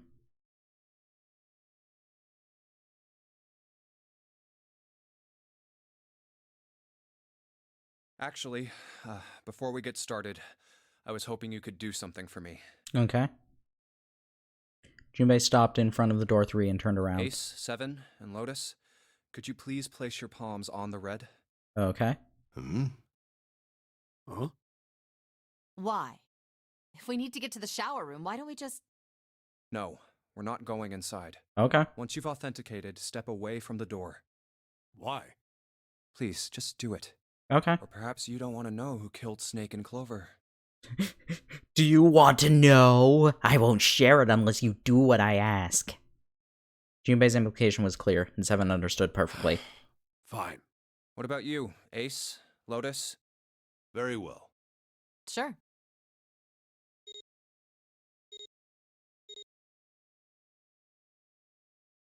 Quickly, they pressed their palms onto the red. Their palms. Once they had finished, they stepped away from the door, just as Junpei had instructed. 3 asterisks shone from the red's display I panel. have this idea. I don't think this device responds to a hand placed on it. It instead reacts to a bracelet being brought close. Okay. You don't actually need a hand. Junpei approached and held his bracelet over the scanner. He made quite sure he didn't place his palm on it, and instead only brought his bracelet near it. The 4th asterisk appeared. I knew it. Just as Junpei had expected. It was possible to authenticate without placing one's palm on the red, so as long as the bracelet was brought near it, Junpei pulled the lever down.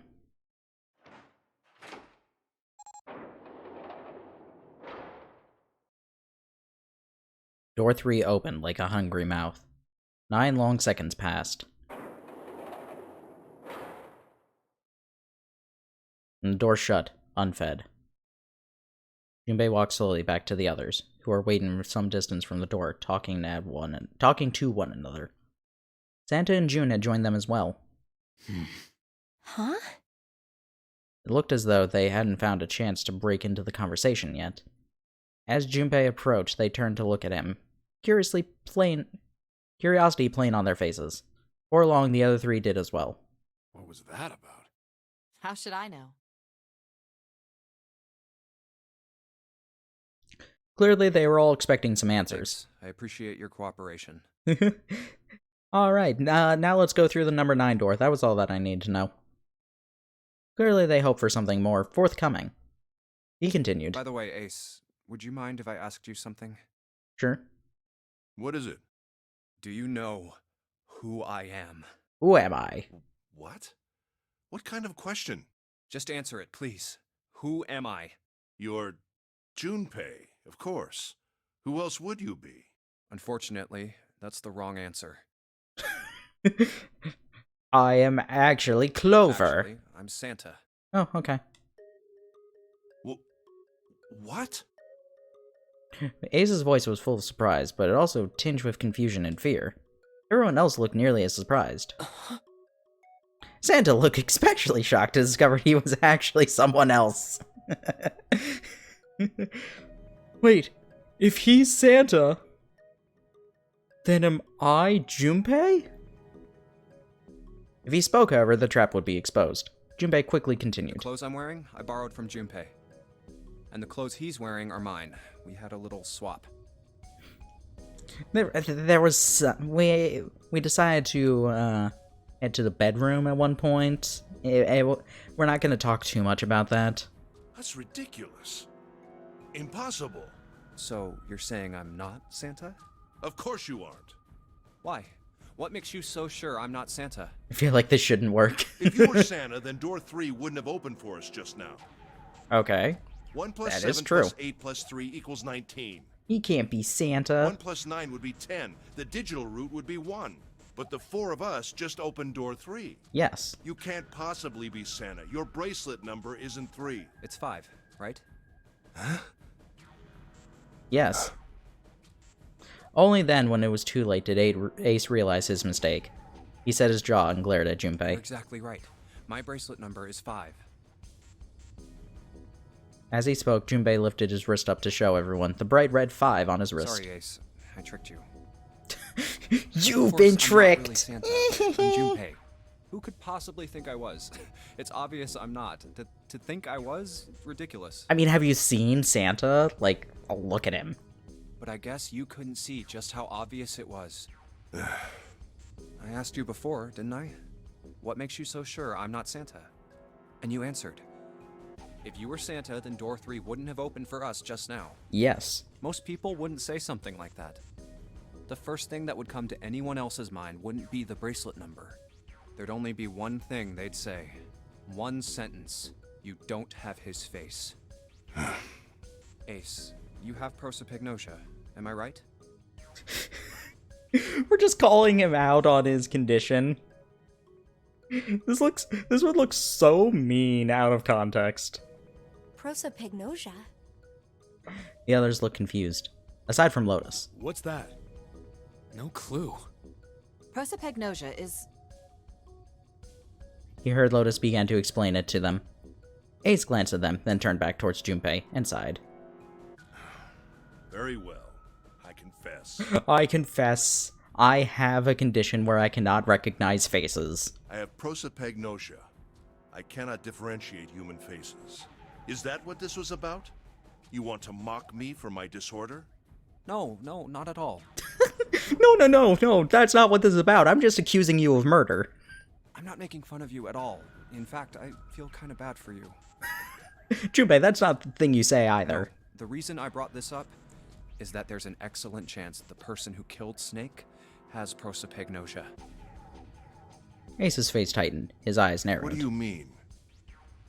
Junpei leaned casually against the iron pipe of one of the beds. I'll just come right out with it. I think it was you, Ace. You killed him. And pretty sure I hear about it for first time in this too. Yeah, no, I definitely heard about this the first time we saw this. Junpei was very suddenly very aware of 5 pairs of eyes on him. He had their undivided attention now. The room had grown very, very quiet. Junpei took a deep breath. That's ridiculous. What possible evidence do you... I have 3 pieces of evidence. Ooh. The first. Think back to a few hours ago. Mm-hmm. You made us argue over the 3 doors here in the big hospital room. Those are from a different visual novel. Yeah. There was no way all 7 people could go through them. Mm-hmm. Lotus suggested that we sacrifice one of us. Lotus looked away awkwardly. Oh yeah, I remember when I did that. Junpei glanced at her and continued. Then you, Ace, said, "I'll stay here." Why would you say something like that? Gee. It's pretty simple, really. You didn't want us to see the dead body in the shower room. Mm-hmm. You see, if Ace stayed behind, there were only 2 doors the rest of us could go through. Doors 7 and 8. There was no way we could get through door 3, the shower room. You knew that, didn't you, Ace? He did the math. That's why you volunteered to stay behind. Come on now, I think that's going a bit far. I can understand if you're jealous of my bravery, but... I understand that you were very concerned that you couldn't also sacrifice yourself, Junpei. Please don't devalue my actions. I only wanted to save the rest of you. Surely you can understand my altruism. Altruism, huh? Junpei stared off in the darkness at something very interesting, then lazily began to dig a persistent bit of wax out of his ears. You already knew, didn't you? You knew that whichever doors we took, eventually we'd end up back in the big hospital room. What on earth are you saying? Of course I didn't know that. How could I have? Really? Yes, yes. Fleeting was not something they'd heard from Ace before. Junpei pulled a piece of wax from his ear, glanced at it, then flicked it off into the darkness. Oh well, that's cool. Okay, I guess you aren't the murderer then. I've still got 2 more pieces of evidence that say you're the killer. Oh, never mind, I still think you're the killer. The second is that, as I said He earlier, was a passenger on the you have original prosopagnosia. Titanic. Then you mean to imply that a person who can't distinguish human faces must be a bad person? Junpei, they call that prejudice. No, I am not that stupid. I'm not prejudiced. Then why? Well, before I explain, I suppose there's something I should tell you. Mm-hmm. The corpse in the shower room. It's not Snake's. Oh no! What? Ace's face went pale. The others looked confused as well. If the body wasn't I Snake's. didn't put it together right away, but there was something Clover told me. She said that Snake's left arm was prosthetic. He'd lost his real arm in an accident. But the body we saw in the shower room, let's call him Guy X. Yeah. Guy X's left arm was definitely flesh and blood.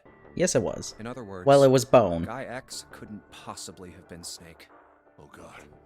No. That's impossible. Ace had started muttering deliriously to himself, shaking his head back and forth. Junpei was long past Let's caring. say, hypothetically, that the killer didn't have prosopagnosia. Mm-hmm. If that were the case, he would immediately realize that Guy X wasn't Snake.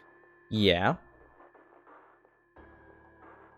Even if the clothes were the same as Snake's, their faces would be completely different. It would have been obvious they were different people. Okay, yes. But what does that have to deal with, like, killing Snake? It could have just been like, oh, they killed somebody. And yet, they still killed him. Why? Why would they kill a stranger who'd only just shown up? Because they think they're Zero, maybe? On the other hand, if the killer did have prosopagnosia, it makes sense. They thought Guy X was Snake and killed him. Wait. Wait just a moment. Let's say you're right, and I mistook Guy X for Snake.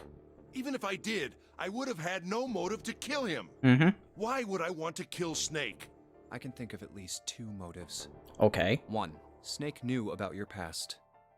Okay. If he ever revealed what he knew, that would have been really bad for you. You really didn't want that to happen. So to make sure Snake's mouth stayed shut, you killed him. 2.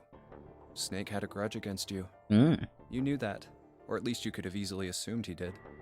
Even without exposing your identity, he was a threat to you. Mm-hmm. You never knew when you might be attacked. You couldn't ever let your guard down. Every moment was a moment he might try something. You didn't want that kind of danger hanging over you. So Hey, you... Hold on a minute. First time since the beginning of Junpei's explanation, someone besides Ace had What's spoken. the past that Ace wouldn't want us to know? Why did Snake have a grudge against him? Oh, yeah, we know he runs Cradle Pharmaceuticals. Oh. Look at this. And Santa a small piece of paper. What's this piece of paper? Santa squinted at the paper, began to The read. nonary game was played once before 9 years ago. The person with the number 2 bracelet attended the game 9 years ago. It was planned by the following 4 people: Cradle Pharmaceuticals CEO Gentaro Hongo. What is this? Slowly, Santa looked up from the paper. His eyes met It's the Junpei's. message from Zero. It was in the safe in the first class cabin. Then suddenly, Give me a break! Ace's face was red and shaking. His voice was full of fury tinged with desperation. That paper is a lie! Someone is trying to frame me! Me. You said me, right? Yeah, we never really mentioned that we know that you're a CEO. His eyes narrowed, and the trap began to close. Ace inhaled sharply. His eyes flicked off of Junpei to something, anything Wouldn't else. that mean you're admitting you're Hongo, the CEO of Cradle Pharmaceuticals? Yep. Or am I mistaken? It was as though a switch had been flipped. Color drained from Ace's face, and he realized what he'd done. His eyes were Very well. wide. I admit that much. I am certainly the CEO of Cradle Pharmaceutical, Gentaro Hongo. So what if I am? I don't know anything about this nonary game that supposedly took place 9 years ago. Everything on that scrap of paper is bullshit. Someone is trying to set me up, you see? Okay. First of all... Please explain. Ace stammered as he tried desperately to work himself into a more tenable position. Junpei, you're claiming I did this all by myself. Mm-hmm. Think that over, all right? How could I have killed Snake all by myself? Not Snake. It was Guy X. Okay. I don't care who it was. I don't care who I murdered. You said the killer put this other man into door 3, right? Yes. Yeah, maybe. Then I couldn't have possibly done that alone. I couldn't have opened door 3 with only myself and Guy X. Nope. You could have. How? Actually, we know how. Huh? What? Ace's face was tight and his teeth were clenched. Junpei fixed him with a level stare. The trap was about to close. Actually, Ace, when you were unconscious, I took something from you. Remember when you were injected with that anesthetic and fell asleep in the big hospital room? Mm-hmm. Yeah, back then, I took this. Junpei put his hand into his pocket. No! You couldn't have! Ace's right hand moved. Junpei smiled. I got you, Ace. Your right hand there tells me all I needed to know. You want to tell me what you were so worried about? What's in your pocket? It's the number 9 bracelet, isn't it? Ace, Guy X, and the 9th man's bracelet. That was all you needed to open door 3. Yes, that is actually true. 1 plus 2 plus 9 is 12. That equals 3. That's how you killed Guy X all by yourself, Ace. All you needed was the number 9 bracelet in your chest pocket. Ace lowered his hand from where it had stopped, halfway to his pocket. He looked down at the floor, his face hidden from Junpei. All he could see was the color of Ace's mouth. The corner of Ace's mouth twitching like a dying If you want fish. to play innocent, that's fine by me. Go ahead, tell me. I don't have the bracelet, if that's what you want to do. But if you could take off your coat and hand it to me, I'd really appreciate it.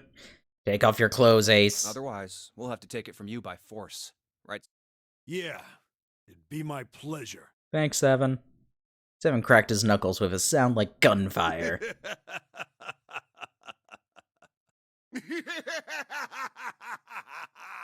We did it! We solved the murder!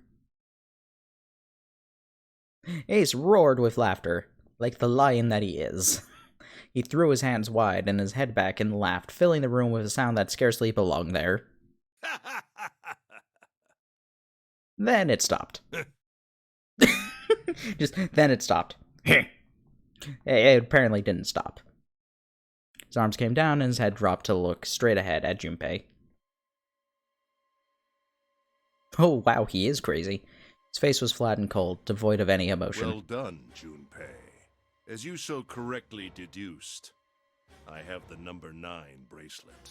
I retrieved it while we were searching for the missing hardware for the Red. Mm-hmm. I left the room I was supposed to search and headed to the first-class cabin on B-deck. His voice showed no emotion, no sense of remorse or interest. It was almost bored, as though he were reciting an especially dull corporate letter. My purpose was to obtain the number 9 bracelet. 9 is a potent ally in the nonary game. Adding 9 to any set of numbers won't alter the digital root. That is very true. 1 plus 9, yep. It's gonna go through all of these numbers. As you can see, 9 is a very useful number here. That's why it's the nonary game. With it, one can go anywhere, with anyone. It is, I suppose you could say, a game changer. Which means the 9th man was really garbage if he if he just like decided to die immediately. So I made for the first-class cabin to obtain it. In mere moments, I became a god. I The power of successfully 9 acquired in the my number 9 hand. bracelet. There was also an unexpected bonus. Oh yeah, he had a knife. The knife the 9th man had used. I quickly pocketed both of them and left. Why the heck did Zero leave the 9th man with a knife? He didn't even get that from the kitchen. He just had the knife on him. I made my way back to where I was expected to be. That's when I ran into Snake. Well, this guy X, actually. I spotted him ahead of me. He was heading for the large hospital room and hadn't noticed me. So I decided he needed to die. The man wearing Snake's clothes arrived at door 3. When he stopped, I walked up behind him and called out, "Snake." He turned around. He said nothing. His mouth simply hung half open. He seemed dazed somehow, almost like a man half asleep. Perhaps he had been drugged. It wasn't important. I tend to Traumatic gloss over tension. things like that. Like, Zero was like, putting everybody, I'm just like, the 9th, this man, he happens to have a knife on him. That could make the game more interesting. Alright, I'll let him keep it. I was certain that man was Snake. I knew Snake had taken part in the nonary game 9 years ago. Being blind, it made sense that he didn't recognize me immediately upon our first meeting. But why then hadn't Snake said anything to me later? Surely he hadn't forgotten what had happened to him in the nonary game. But not once did he attempt to confront me. Did his lack of sight prevent him from fully recognizing who I was? I guess so. Or perhaps Snake had conspired with Zero to deceive me. Regardless, he was a threat, and it was better to deal with him sooner rather than later. I had to get rid of him before he took action. I needed to With quick murder thinking, him. My plan went into motion immediately. I held the number 9 bracelet over the red. I waved my own bracelet in front of the red, and then grabbed Snake's arm and shoved his hand against the scanner panel. The door opened. I threw the man through it. 9 seconds later, the door shut. And then he exploded. Well, 81 seconds later, he exploded. 81 seconds passed.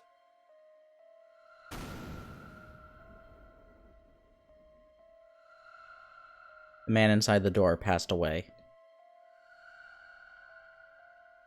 After that, I returned to my post as though nothing had happened.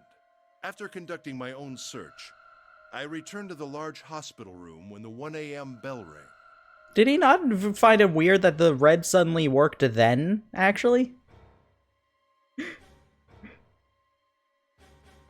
Ace's eyes were cold and his cheeks were hollow and pallid. When he spoke, only his lips and tongue moved. The rest of his face was eerily still. Junpei glared at Ace. He took a deep breath and thought about the next question he had to ask. He didn't want to. He knew what the answer would be. He just didn't want to hear it. Junpei swallowed, then spoke. Ace, did you kill Clover? Yes. Oh no. Why did you kill her? Because she's her brother. She was Snake's Or sister. Blah, blah, blah, blah. It was possible he had told her something dangerous. Yes. Additionally, she had gone through door 1. It seemed likely she might have found it. Found what? Why don't you go through door 1 yourself? Okay. Perhaps it's hidden somewhere. 7 Lotus interrupted. Yeah, but Lotus and I went through door 1 too. We didn't see anything suspicious. Yes. I thought as much after I heard your report at the central stairs. I doubt the two of you could find it. Huh? You're not clever Perhaps like Clover different. was. Perhaps she had found it. I was, therefore, desperate to find her. And at last I did, in the first-class cabin. I spoke very calmly. Did you see it? See what? Don't act as if you don't understand. You were in the captain's quarters, weren't you? Uh-huh. What are you talking about? Very well. By the way, what are you doing here, Clover? I'm here opening a safe. What? Nothing. There's blood on your shoes. It looks fresh. Did you go take a look at the ninth man's corpse? I see. Your silence suggests that you noticed. You saw something, didn't you? You saw that his bracelet was gone. No! Clover ran. She made for the exit, but Ace stood in her way. You aren't going anywhere. Caught her by the collar as she passed and threw her to the floor, hard. You're staying here. No! She leapt back and darted past him into the hallway. Ace followed at a run. Don't you run, little girl. He was faster.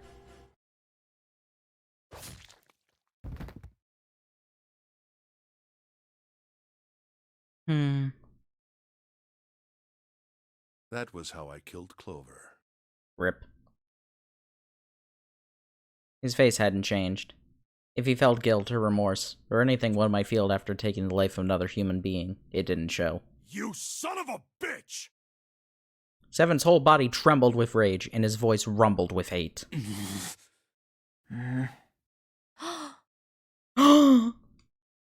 Santa's eyes were bloodthirsty, and Lotus and June's face were distorted by anger and hatred. Ace looked at them and smiled. It was a cold, cruel thing with no humor in it. He shook his head and sighed. I admit it. I've lost. I have lost. Completely and utterly. Don't misunderstand, Junpei. I didn't lose to you. I lost to Zero, not you. It wasn't a real loss. It was the loss to Zero. You weren't even a player, Junpei. I'm rather disgusted with myself for falling into such a simple trap. I looked the fool. You are the fool. And it was a trap. Make no mistake. I was trapped and manipulated by Zero. We all were. The man I killed in the shower room? If he wasn't Snake, then I have no idea who he was. But he was wearing Snake's clothes. And that was no coincidence. That is true. He'd also been injected with something that reduced his cognition and prevented him from identifying himself or resisting me. And we can't forget the components that were removed from the red before we arrived. I have no doubt that Zero planned all of this. Zero made sure I would kill that man. You still killed Clover for no reason. It follows, of course, that Zero knew everything I would do. That I would try to take the number 9 bracelet. That I would try to kill Snake. Everything. Suddenly, Junpei remembered the paper he found in the safe. He remembered the last words Zero had written on it. I must punish them. For the innocent lives they sacrificed. This is the only warning they will receive. That innocent souls might be saved. I now state the truth. Zero. And he remembered other words he'd heard from Clover. I think Zero is one of us. Huh? One by one, Junpei looked at the 5 people standing in front of him. Ace. Santa. June. 7. Lotus. Zero is one of us? No. Wait. There's one more person. Snake. The man who died in the shower room isn't Snake. That means he's almost certainly still alive. Maybe Probably. Snake is Zero. Maybe he made Guy X wear his clothes so that we'd all think he was dead. Where's Snake now? What if he's off somewhere laughing at us? What if he was never blind to begin with? If he is Zero, he must have been lying to us about everything else. Is he watching us? Is the blind man watching us?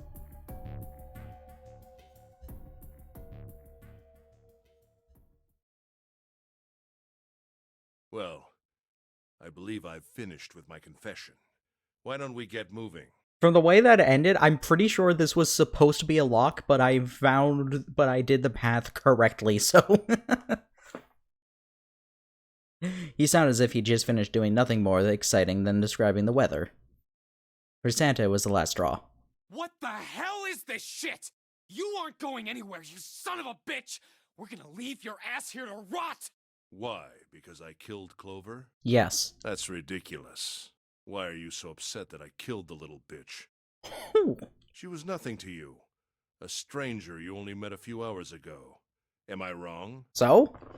You bastard! Seven roared and lifted a fist that would likely have shattered Ace's jaw, but someone else was faster. It was Lotus. She stepped towards Ace, raised a fist of her own, and drove it straight into his nose. Blindsiding me with a punch, huh? You've got some fire, don't you? I confess, I rather like a tough woman. Ace, calm down. Ace, you're already in the hole. Don't take yourself further in. He sniffed, wiped a small trickle of blood from his nose with a raised eyebrow. Well, maybe you'd like another one then. Before that, let me give you one of my own. Oh, no. Huh? Lotus scarcely had time to blink. The implication that you shouldn't care about the murder of a stranger. Yeah, that is also the thing. Ace snakes his arm around her and pulled Lotus's back up against him. In the same motion, he reached into his coat pocket. I told you leaving this gun alone was the stupid idea. It was a gun, the revolver. Almost lazily, he tilted it to point to Lotus's head. If any of you so much as blink, I won't hesitate to pull this trigger. Yeah, okay, I believe that. I've already killed 3 people. Don't think I'm not ready to make it 4. Who was the third person? 3 people? What do you mean? Very well. Let me take this opportunity to illuminate you. Okay, he is going to explain. The person who killed the 9th man was me. Oh, okay.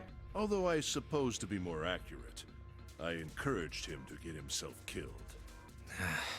While we were examining the main staircase, he came to me and told me his name. I recognized it at once, so I gave him a little push. Just a little white lie. It seems the The settings fact for he the didn't dead even were know her altered. well doesn't mean killing her isn't messed up. Exactly! Now it only requires a single person to deactivate the detonator in the bracelet.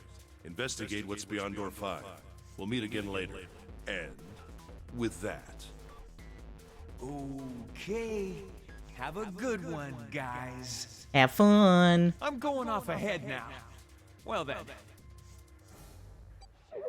Why is it stopping? God damn it! You lied!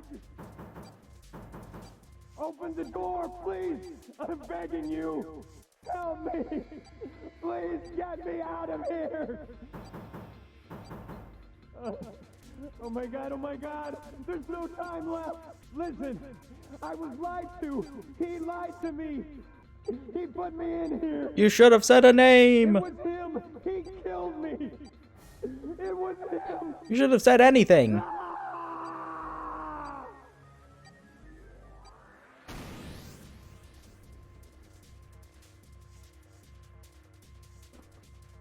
I had 4 reasons for killing him.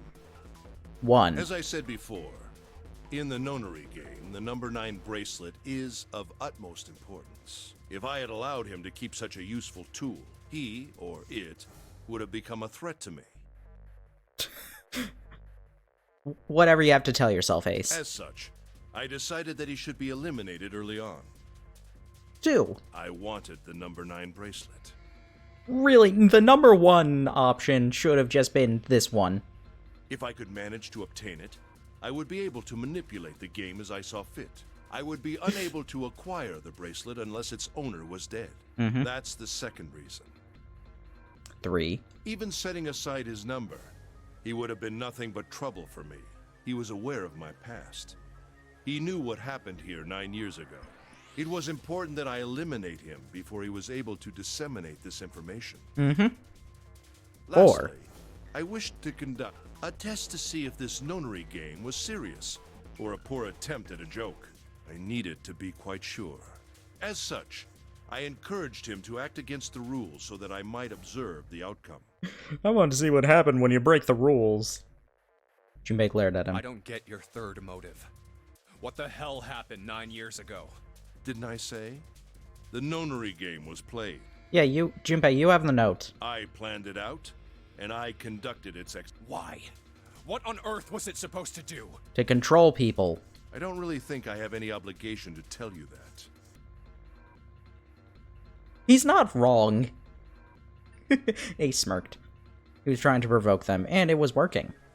Although Ace had paid very little attention to Lotus after catching her, the gun had never wavered from her temple.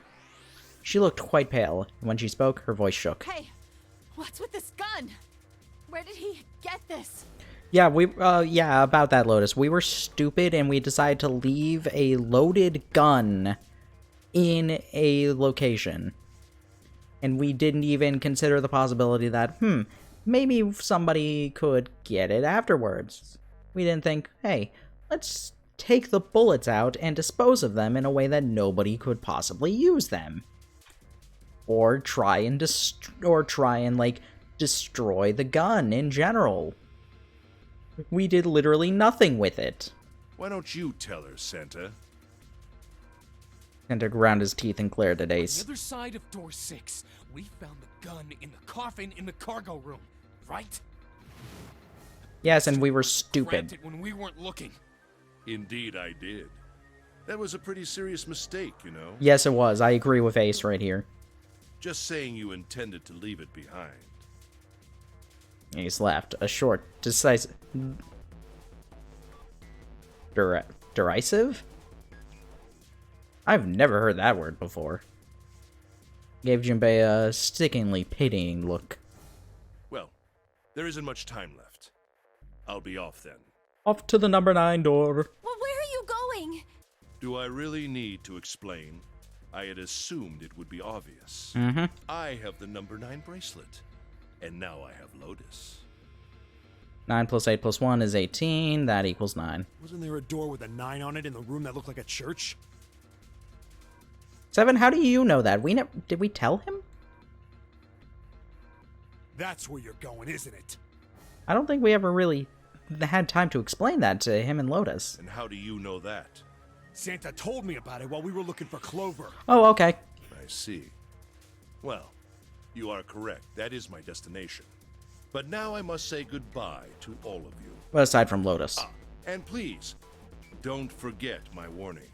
Move and I'll pull the trigger. Okay. I don't need her alive to open the door, you know. That is true. Ace began backing towards the door, practically dragging Lotus behind him. Shit! He's getting away! But we can't risk it. Junpei, Santa, June, and 7 stood, frozen. Ace had the face of a man gone mad. They had no doubt he would pull the trigger. Ace had reached the exit. Now, Lotus, open the door for me if you would. He forced Lotus to open it and turned and addressed them once more. Goodbye. Bye. Hope you have fun. It fell shut. In the blink of an eye, they were gone. Damn it! As soon as Ace and Lotus were gone, Junpei and the others leapt for the door, in pursuit of Ace. But as Junpei laid his hand on the doorknob, there was a noise behind him. He looked over his shoulder. June was kneeling on the floor, breathing heavily. Hey, June, what happened? Are you all right? Santa ran to June and wrapped his arms around her before she collapsed all the way. Jesus, you're burning up. Your fever's back. Are you okay? June's fever had returned, again for no apparent reason. Her eyes were watery and her eyelids drooped. Her breath came dry, shallow gasps. Okay. Really, I'm fine. You should be worrying about Lotus. She was breathing hard now, and she could barely summon the strength to talk. But... Junpei was torn. Couldn't leave June alone in the state she was in. But every moment they waited, Ace was further away. Lotus's life was in his hands. And that was when what was Junpei supposed to do? June's eyes drifted to Junpei's. She managed to muster a weak smile. Don't worry about me. Go I after just need him. A little rest. I'll be fine. Don't you remember? I just needed to rest a little bit last time. So please, please save Lotus. We'll try. Think about what Ace has already done, Junpei. When he's got what he needs from Lotus, you really think he's just gonna let her walk away? He might. Said he likes a tough woman. Damn it. You guys go on ahead. Soon as June starts feeling better, we'll follow you. Go! All right. Junpei looked at June. She nodded once, and she couldn't manage much more. But it was all the confirmation Junpei needed. His resolve was set. All right. Come on, Seven. We're going after Ace. Hell yeah! Santa, you take good care of June. I'm trusting you. Got it. Santa nodded. Junpei turned before he had the chance to change his mind, started running towards the door. Hello, door. Could hear Seven's heavy footsteps behind him. Let's go. Junpei and Seven exploded into the hallway, their feet pounding the metal floor as they ran.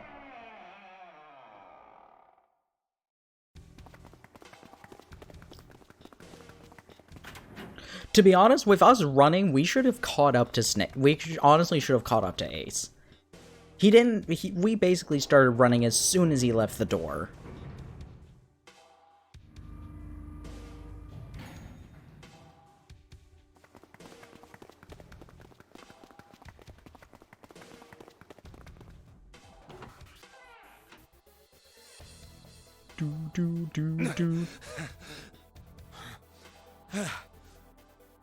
Min 7 finally arrived at the church, exhausted and out of breath. As their lungs struggled to catch their breath, their eyes frantically scanned the room. Where are they? I don't see them. You think they already went through? Probably. He reached up to wipe a palm of sweat from his brow. Maybe. Even as he spoke, Junpei was already on his way to the larger of the number 9 doors. Let's check the red. Vacant. Display panel read vacant. Spun around and headed towards the smaller door. Red would tell him if Ace and Lotus had moved to another room. Engaged. It's occupied. We can still go through one of them. Yeah, it seems like it. Junpei and 7 stepped away from the door. Straight to the center of the room and began to talk. What do we do now? Yeah, what should we do? Well, the big door is still vacant, but... The two of us can't do anything with it. No, we cannot. Yeah, not even counting how our digital route isn't 9. Just then, as they were pondering what to do next. Oh yeah, that. There was a noise. A noise like someone hitting a thick wooden panel. What's that sound?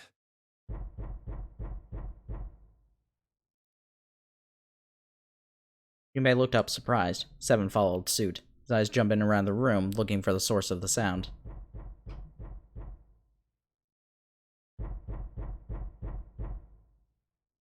It's coming from over there. It wasn't long before they found the altar. More precisely, what was on it. The coffin. Yeah. The coffin! Let's open it. How? By force! I don't think that's gonna happen. Yeah, probably won't. Well, you never know till you try, right? The only necessity for success is the willingness to suffer 1,000 failures. Okay. Who said that? I forget. Jim. Anyway, I we did, gotta right try. now. Junpei and 7 leapt at the coffin. They grabbed the hold of what purchase they could find and pulled. Damn it! See? Didn't I tell you? Shut up, 7. If you could just pull it open, why would it have something like that? 7 pointed a keypad on the side of the coffin. Right. So unless I put in the right passcode, it's not gonna open. 1, 2, 3, 4, 5. The noise hadn't stopped. In fact, as it continued, it only gotten louder and more forceful. What were they supposed to do, Junpei Is wondered. there some sort of clue somewhere? Maybe the one that opened the safe?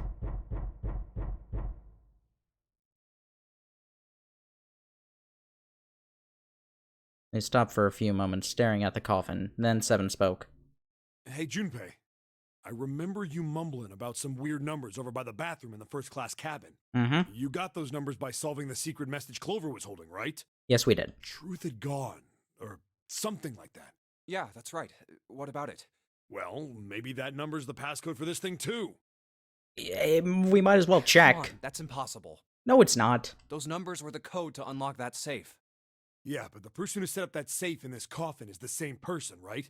Maybe Zero set up both of these. maybe they're not very password conscientious. Yeah, probably. Well, then they might have set the same passcode for both of them. That's ridiculous. Why don't you just try it? I mean, it's not like you'll make things any worse. He's not wrong. It'd just be a waste of time. There's no way they're the same number. Junpei, How do you know that? Come You on. never know until you try. The only necessity for success is the willingness to suffer 1,000 failures. We only have one failure, Junpei. We need at least 999 more failures. Who said that? You.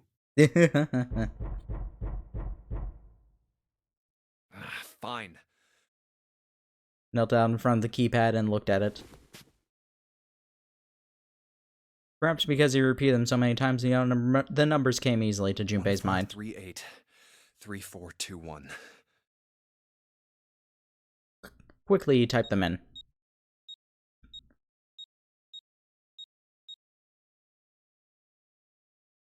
He checked that he entered the right numbers, took a deep breath, and pressed the E button. It only took a moment.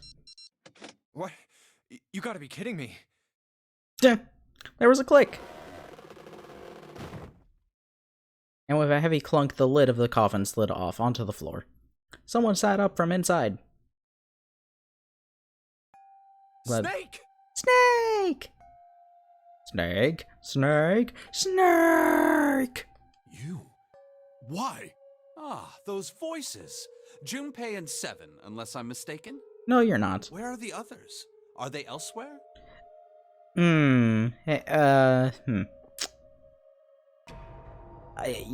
Technically, yes. Of course, there was no reason Snake would have known anything about where anyone else would be. Junpei and Seven looked at one another. There was a great deal he needed to know, but...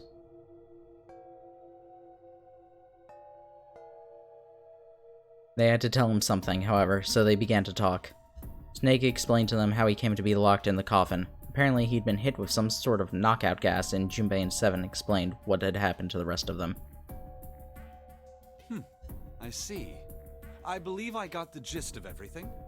He sounds too casual. Did we tell him what happened to Clover? Have I been sufficiently caught up?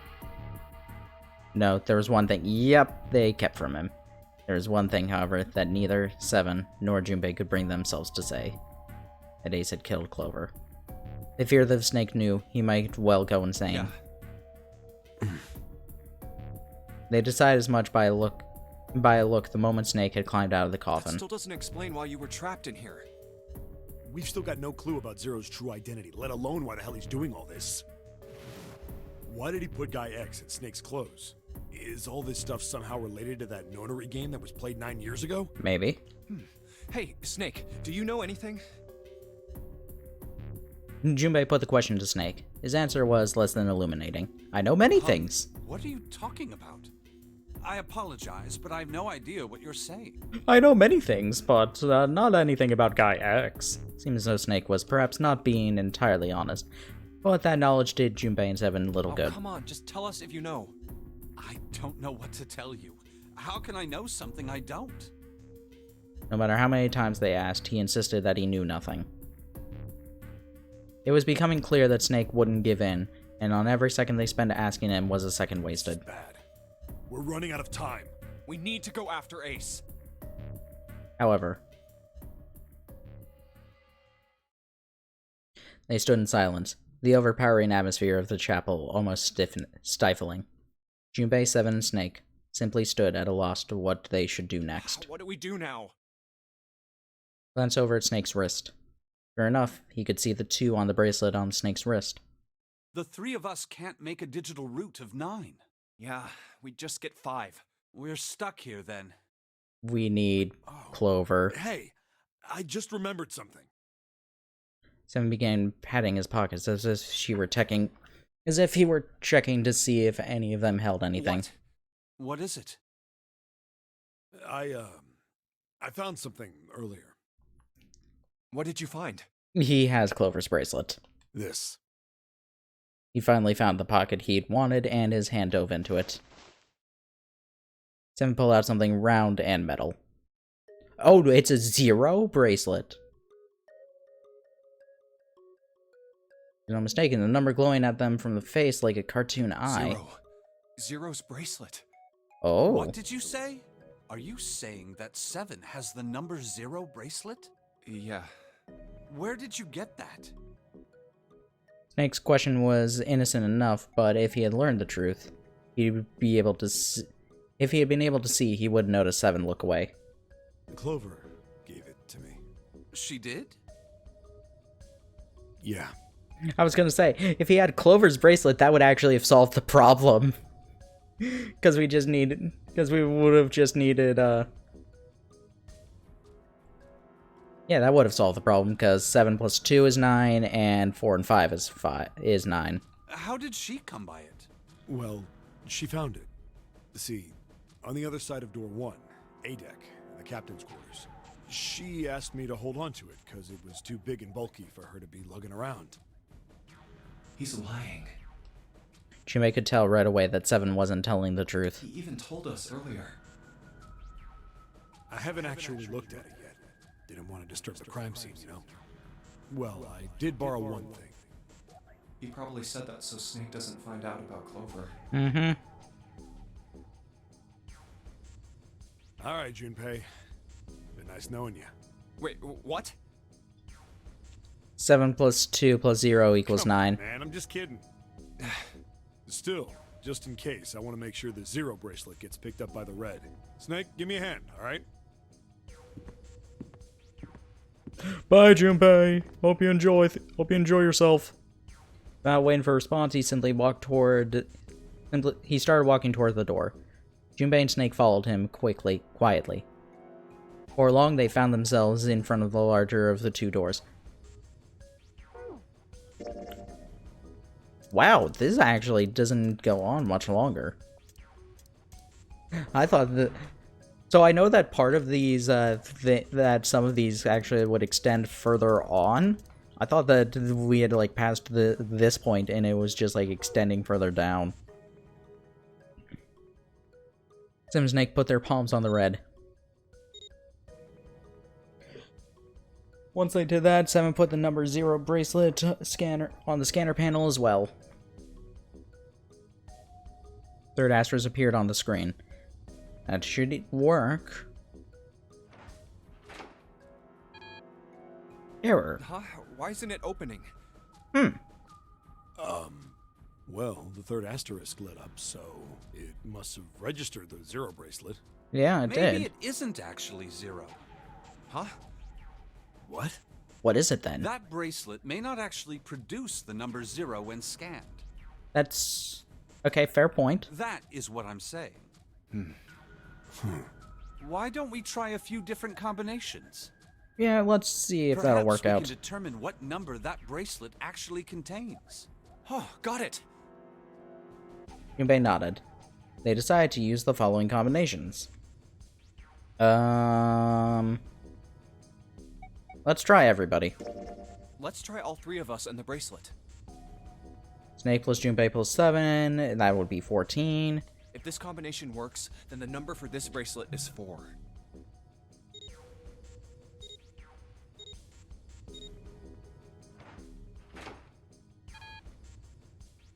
It didn't open. No, it did Then not. This bracelet is not 4. Then, So it can't be 4 and it can't be 0. It also can't be 9. Junpei continued. I'd use the following combinations. Let's go with the first one. let's try Snake, me, and the bracelet. Snake plus Junpei is If that this 7. combination works, then the number for this bracelet is 2.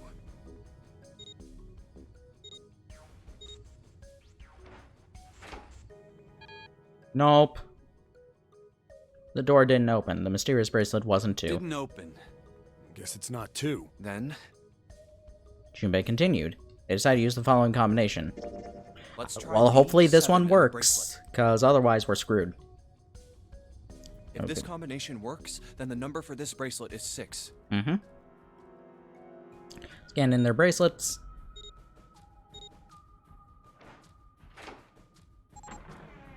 Hey, it worked. Who would have guessed? It opened. Yes, so it would seem. Seven clearly hadn't thought their experimentation would produce anything useful and looked quite rather confused. Snake was, as usual, calm and smug.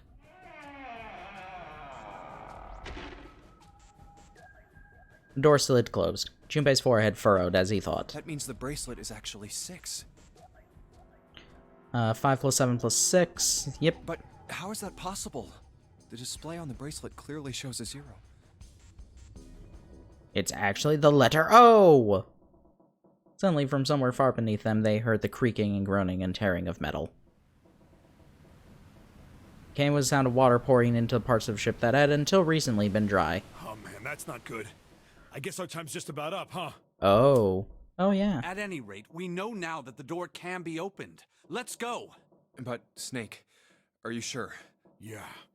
You know that only Junpei and I can go through this way. You needn't worry. I have a solution to this problem. Okay. Can you teleport? My last resort. But if now is not the time for last resorts, then when?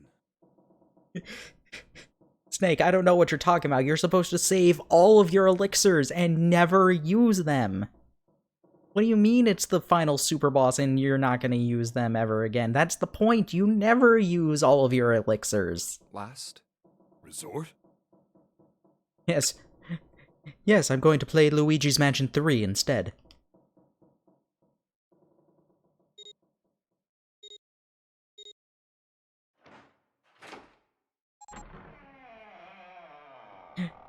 I'm pretty sure I remember what his last resort is, and that this will actually be kind of hilarious.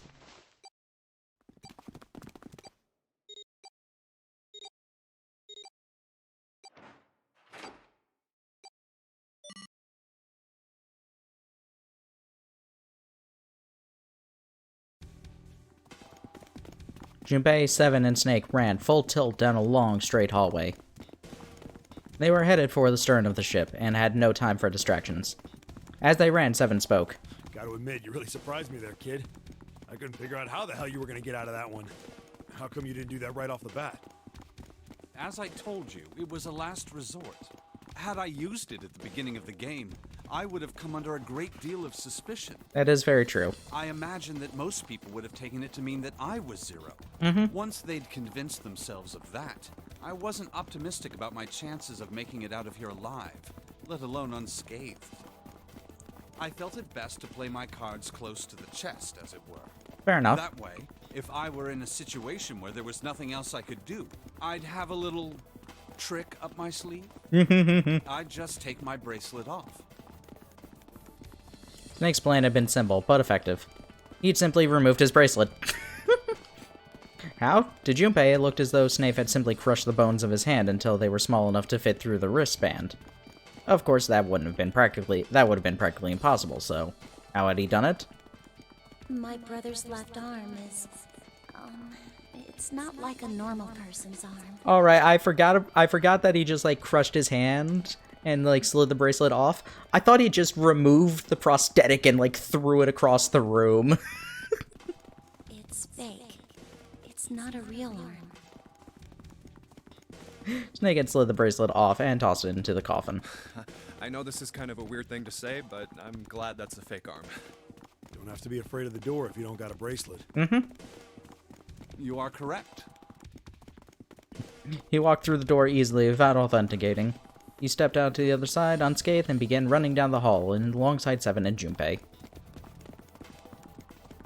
They kept running for a while longer and eventually came to a set of stairs leading downstairs to the right side of the hallway. They stopped and peered down the I staircase. think these stairs connect to the bottom deck. Doesn't look like it's underwater. They nodded quickly to one another and jogged down the stairs. It took only a few minutes to make their way to the bottom deck.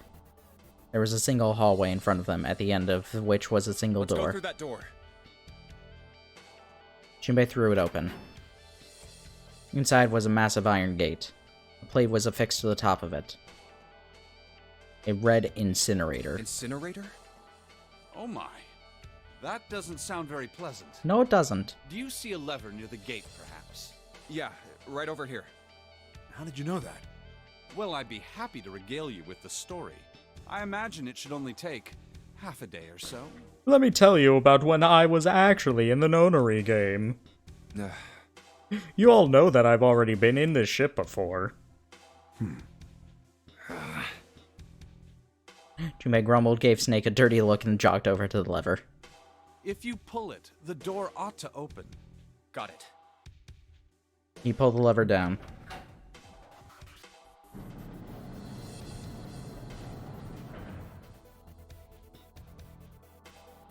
With the rumble of an ancient motor, the door opened. There was no need to hold back, and no time to hesitate.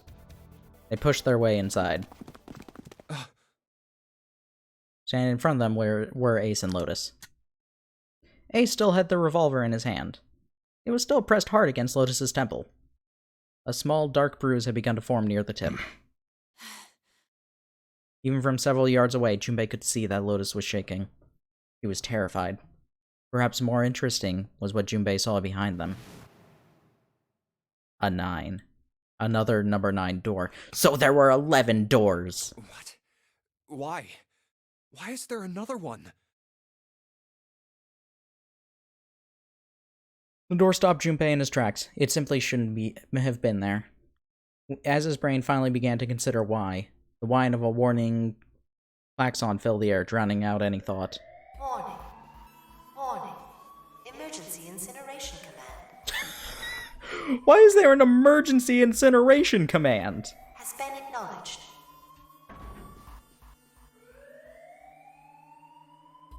That sounds like a terrible thing to have on an incineration. 9 minutes. Of course it was 9 minutes. Emergency incineration.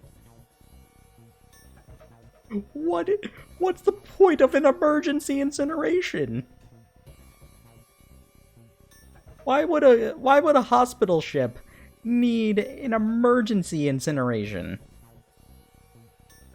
Oh no, we put too much oh no, guys, we had too much trash. We need to destroy it immediately. Please evacuate the incinerator immediately. Oh my, how exciting. You've run quite a show here, Zero. Terrifying smile twisted Ace's face. What's the matter? Too frightened to understand? Here, let me explain. It's said that the incineration system is about to activate. In 9 minutes, this room will be engulfed in flame. Yes, that's what incinerators do. Who are you? You don't recognize me? I'm hurt. It's me, Snake. Hi, Snake. Oh, yes. You are alive. I'm afraid your bizarre style had me confused. I'm quite glad to see that you're alive. Yeah, can you help us get through this door? Ace's voice didn't change. Snake ground his teeth. If you don't mind my asking, how did you get here? Snake, Junpei 7. The three of you couldn't have opened a door with a 9. We had some help. Did you use Clover's bracelet, perhaps? What? Yeah, that would have worked. Well, your reaction suggests that you did not. Hold on. Why did you think we'd have Clover's bracelet? Junpei felt his chest tighten. Oh, they haven't told you? They didn't tell you that I murdered your sister? Told me what? I murdered your sister.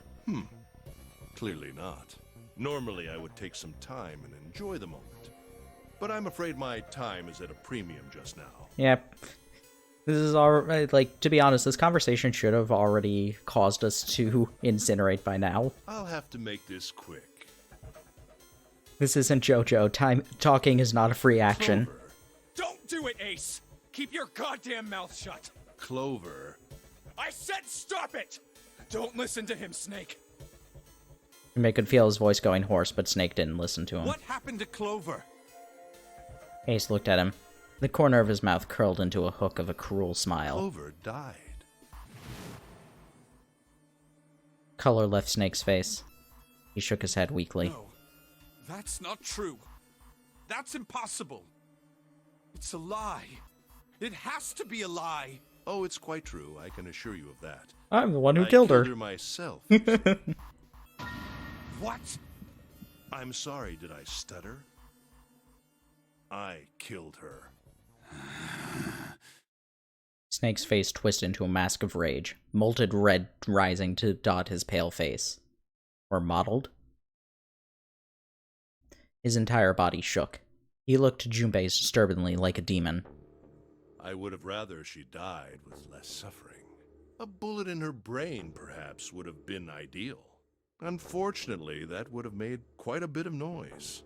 Circumstances being what they were, I was forced to settle for the knife. The one the ninth... Oopsie, I accidentally pressed. You remember. Just below the shoulder blade. I was rather lucky, in fact. My first thrust went right between her ribs. Shut up, Ace. Her flesh was so soft. Ace, shut up, please. My knife slid in so easily. There was no resistance. What was this about your time being a premium, Ace? Is this really how you want to spend your last 9 minutes before you burn to death? That feeling was... I confess, I feel rather excited. It is a powerful memory. Mr. Hongo, you have 9 minutes to live. What would you like to do with your 9 minutes? Let's talk about how I murdered this one girl. Say it right to her brother's face. Someday, perhaps. I hope I can feel it again. I hope I can feel the joy of stabbing again. Incineration will begin in 7 minutes. How did that take 2 minutes? I'm going to kill you. Snake's words were a guttural growl, barely audible. What was that? I'll kill you. I'll kill you. Ah, so you're going to kill me. Mm-hmm. Please do. Come now. I'm waiting. Please kill me. Don't do it! Don't listen to him, Snake! Stop it, kid. He's screwing with your head. Is there a problem? What are you waiting for, boy?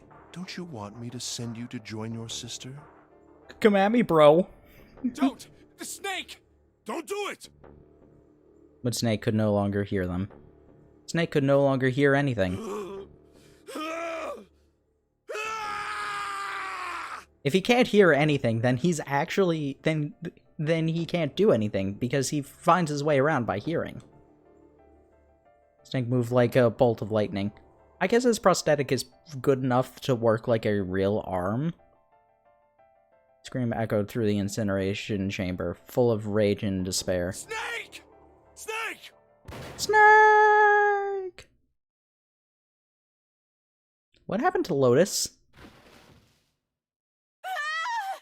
Oh, she just ran away. Another scream filled the room. It was Lotus. She ran across the room towards Junpei, her eyes wide with terror. Lotus! Hurry! This way! Snake's ill-fated attack had loosened Ace's grip on her. She made a run for it. She reached Seven and Junpei and ducked behind them. That was Ace's portrait. Ace just showed up going, eh. 5 minutes. Oh, all that entire conversation took the exact same amount of time it took to shoot Snake. Give me the woman. Give me the woman. He raised the gun. I need her.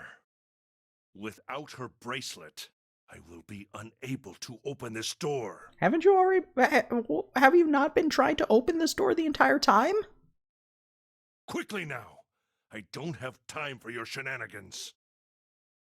In the center of the room, Snake's body lay eerily still. He looked like a human larva, prone and vulnerable on the floor. I see. Then it would seem I have no choice. The rest of you must die as well. Fortunately, I have 5 bullets left. 1 for Junpei, another for Lotus, and the last 3 for that lump of idiotic man you call Seven. I will take Lotus's body with me and leave this room. Incineration will begin in 4 minutes. Well, It looks as though our time together is at an end. Oh no. I rather enjoyed playing with you. Damn it! Junpei could see Ace's finger tighten. He could see it begin to squeeze down on the trigger. His body tense, preparing for the catastrophic impact of hot lead against human flesh. Then it happened. Kill you. Snake stood up. What? No, that's impossible. For the first time, Ace's composure broke. With obvious effort, Snake lunged forward, one step closer to Ace, then another. He looked, for all the world, like a zombie. I'll kill you. I'll kill you. His voice was the mournful wailing of the undead. Stay away from me. Get back. No, Stop. not the zombies! If you come any closer, I'll... Get away from me! Happy Halloween, everybody! We have zombie snakes. Little by little, Ace was retreating. Snake didn't stop. He continued his stiff, inexorable approach, his eyes twin pools of pure fury. Listen to me. I said, don't come any closer! Shit! You bastard! Did he just fire all 5 shots? Ace's revolver leapt 5 times. 5 times in the air, the incinerator was split by the crack of a bullet. Snake's body twitched as 5 clouds of blood and torn flesh leapt into the air across his body. Fine pink mist drifted from his body and disappeared. Junpei didn't have time to ponder what that meant before. Then his strength was gone. His legs crumpled, and his broken and battered body slid to the floor. Incineration will begin in 3 minutes. Finally, you're... But Snake wasn't done. I'll kill you. Even as the pool of blood beneath him grew, he began to move. He half crawled, half slid towards Ace.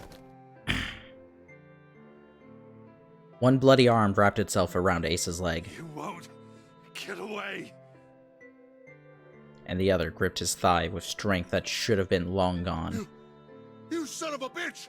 You're a monster! Get off me! Let me go, damn you!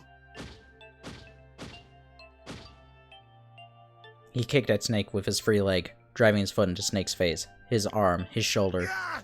Ah! Eh! Nightbot did the funny thing again. Oh, I love Nightbot.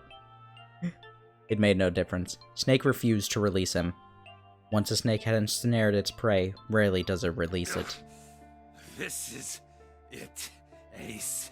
We're going to burn to death together. What? Incineration will begin in 2 minutes. Yeah! Damn it! Damn you! Get off! Let me go, you monster! Okay, look. Think about it this way. My company owns a wonderful hospital. It has excellent doctors. It can revive Clover! You're not wounded too seriously. I'm sure they can fix you up easily.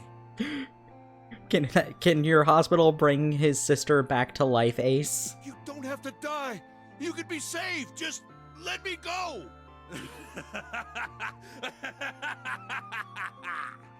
Pathetic. Begging for your life. Then Seven and Lotus began to speak. Junpei could hear tears in their voices, and their words were strained. Snake, that's enough! You can stop now! Yes! God, He's right, Snake. You've done enough! You're not too seriously wounded. He was shot 6 times, Ace. Come on, Snake, let's go! Let's get out of here! You have to come with us. We have to leave together. Snake turned towards them. He coughed, and blood splattered across the floor. And then he smiled a sad sort of smile. I apologize, but I'm afraid I can't do that. You'd best forget about me. You need to leave soon. I'm going to take him with me. Shut up! Be quiet! I couldn't save Clover.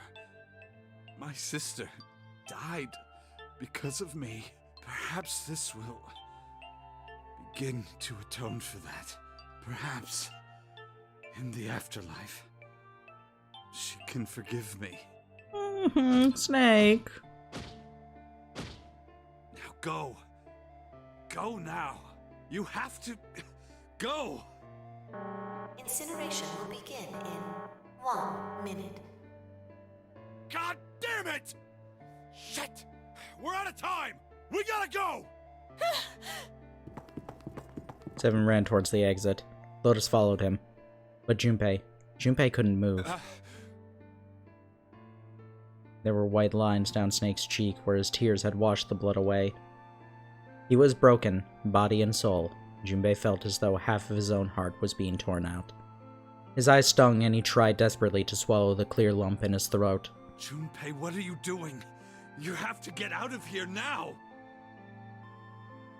Junpei's chest tightened, pulled taut by anger, misery, and a cold feeling of emptiness. Pure emotion surged through his heart, alongside the torrent of blood. He could feel it building, a tremendous wave growing taller and taller and taller. And then it broke, crashing down with the thunderous force onto his shaken, unprepared mind. Snake! Snake! Junpei's rational mind was gone. He was driven by instinct now, and he launched himself across the floor at Snake and Ace. Or he tried to. Wait! Don't be an idiot, Junpei! I love I love this art. It's so good. This art is so good. Felt a hand grab him from behind. It was Seven. Before he had time to react, the larger man had pinned Junpei's arms to his side and was hauling him bodily back through the door. No! No! I have to help Snake! Snake! Snake! Get off of me! Let me go! Incineration will begin in 10 seconds. 7, 6. Damn it, I don't get a choice, kid! Don't blame me for this, alright? No. 5, 4, 3, 2.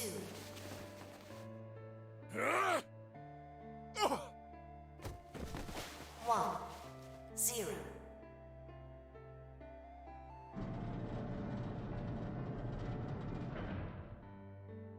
Gates 2 and 3 are locked down. Beginning incineration. Junpei felt Seven's fist buried itself deep in his stomach, then his legs turned to mush. Seven scooped him up in the same motion and leapt through the door. It slammed shut behind them. Junpei struggled to his shaky feet, and glanced over to see Lotus, only a short distance away. Junpei ran to the door. He's... There was a small window cut into it. Inside, he could see Ace and Snake. Shit! Damn you all! Why? Why? Why me? I don't deserve this! You'd kinda deserve this. Answer me! Answer me, Zero! Why? Why? Zero! Zero!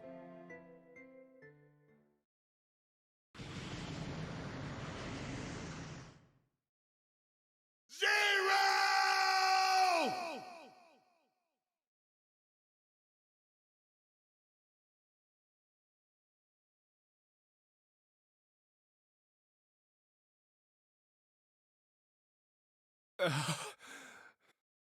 He didn't know how much time passed. He didn't know how long he stood there in front of the incinerator. He looked to the side. Lotus's face was ashen, and if not for the hand she'd put against the wall, Junpei didn't think she could have stood. Seven looked old and tired and used. His eyes stared at the floor, seeing nothing. Junpei said nothing. He simply began to walk towards the open door, and the hallway they'd come down earlier. Hey, wait! Junpei! Junpei, where are you going? He blinked when their voices broke the silence. He stopped. You stay here. I'll go get Santa and June. You're gonna bring them here? How? Don't worry about that. Just stay here and wait, alright? He began to walk again. He looked over his shoulders and watched Seven and Lotus grow smaller and smaller. They stared back, not moving. He wasn't sure if they could. He turned around again. He knew where he was going. I saw an elevator on the way here. If I can get it to work, then maybe... Before long, Junpei found himself in front of the elevator. Next to the door was a button with a triangle on it. Please work. He pushed it, and the door opened. Yes.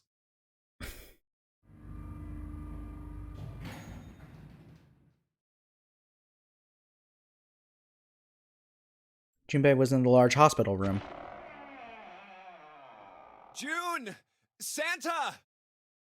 He kept calling and walked to the center of the room.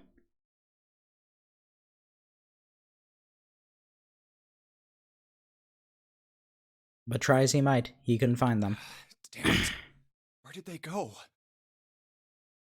Increasingly frustrated and increasingly worried, Junpei left the large hospital room. He had no choice. He would have to look for them. Junpei's heart was heavy. He couldn't shake the feeling, but there was a part of him that felt it would be wrong to, even if he could. With every step he took, his legs felt more and more like lead.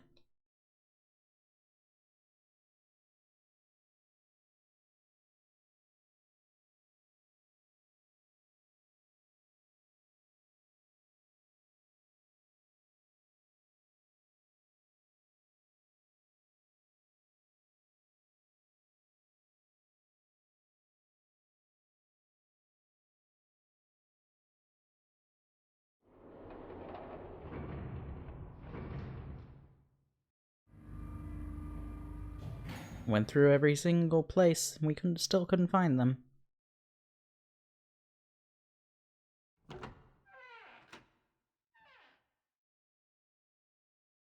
Sometime later, Junpei found himself at the chapel.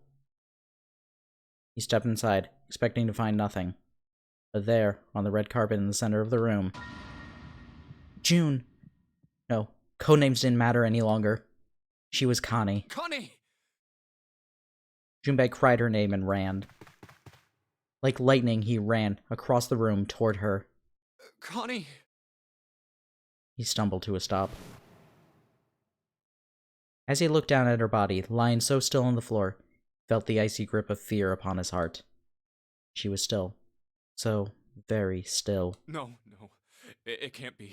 It's impossible. Slowly, Junpei bent down toward her. His hands shook, and he felt very cold and very hot at the same time. He forced himself to look. Her back. Her back was moving. Slowly it rose and fell. Relief washed over him. Oh, Connie! Junpei reached down, and gently, very gently, lifted her up. Connie, are you alright? Jumpy?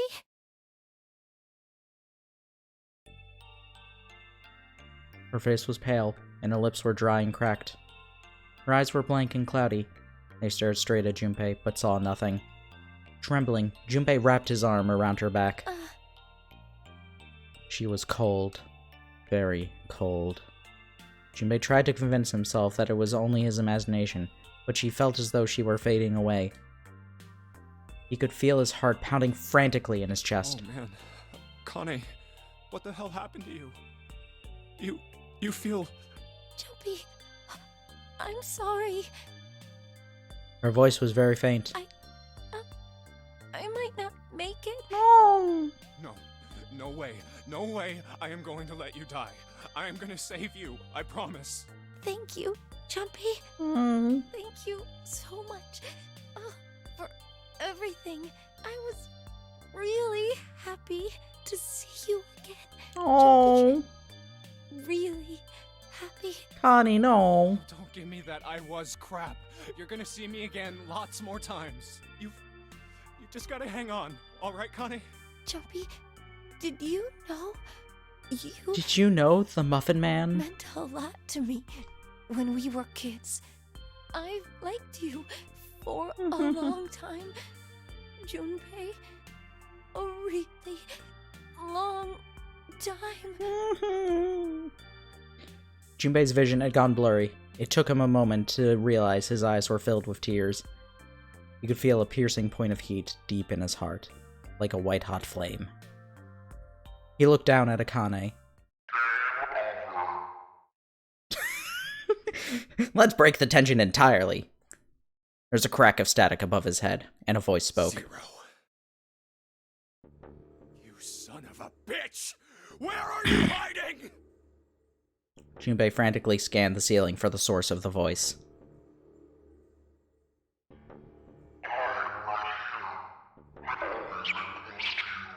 What the hell are you talking about?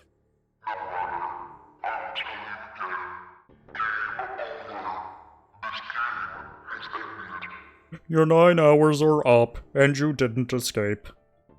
No. No, it hasn't. I'm not gonna let it end yet. I'm gonna get out of here with Connie.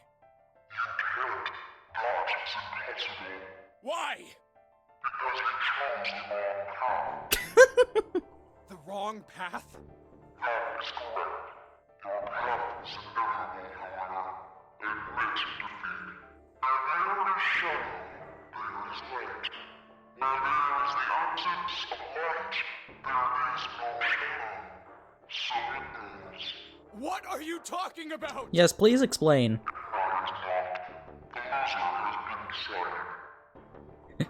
Ace is the loser. He was kind of a dick. I told you! I am not gonna lose! No, you misunderstand. Ace was the loser. You have lost. I have lost. Oh. What? Junpei didn't have time to ponder what that meant before. He heard the door slam shut behind him. He spun around. There was no one there. Was it Zero? Connie, wait here. I'll be right back, I promise. She managed a single nod.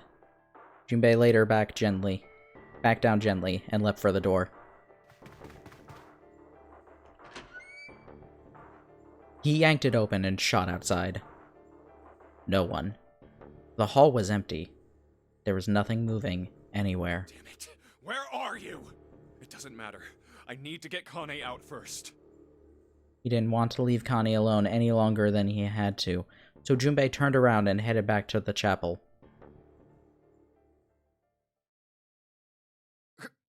Connie! She wasn't there. She wasn't there anywhere. She'd been lying there, on the floor, just moments before, and now she was gone. Oh God. No. No. Where is she? Connie. Connie! Connie! Connie! Poor boy. His cry split the heavens themselves. He screamed until his voice gave out. Then he screamed some more. But there was nothing. No answer. His voice faded away, and all that remained was cold, unfeeling silence. That was when he noticed it. Huh? A strange smell. One he smelled before. Wait. This is...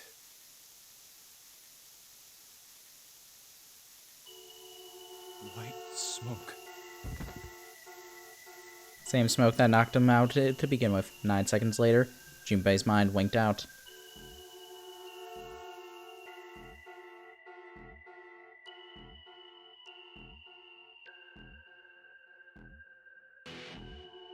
Yay! Everything worked out perfectly.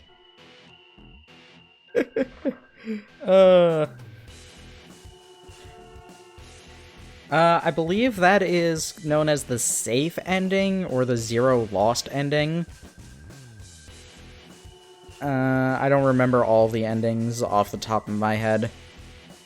I'm pretty sure that's what this one is. I'm surprised we actually got it. If we got so much lore today. Yeah, there was too much lore. I never actually found a point to take a break. But this was fun. I can't believe I managed to... From what it looked like, this was just a random path I took, and it had nothing to do with doing any of the other paths. I don't know. Like, or what I say is, it didn't matter that I had gone through door 3 and got the, got that ending. Because the path I took was apparently exactly the one I needed.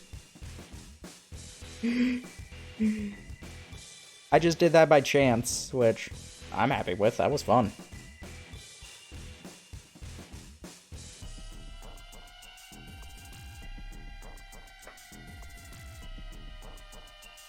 Ugh.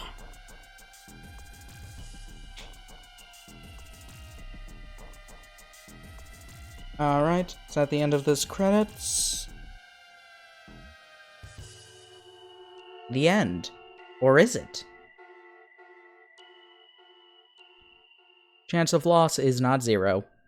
Achievement unlocked.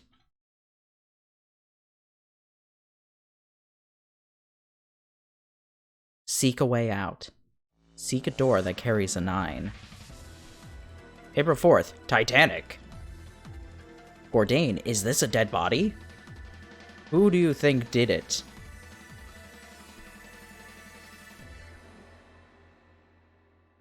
Now it is time. Let our game begin. Would you like to save the info you obtained during the playthrough? Yes.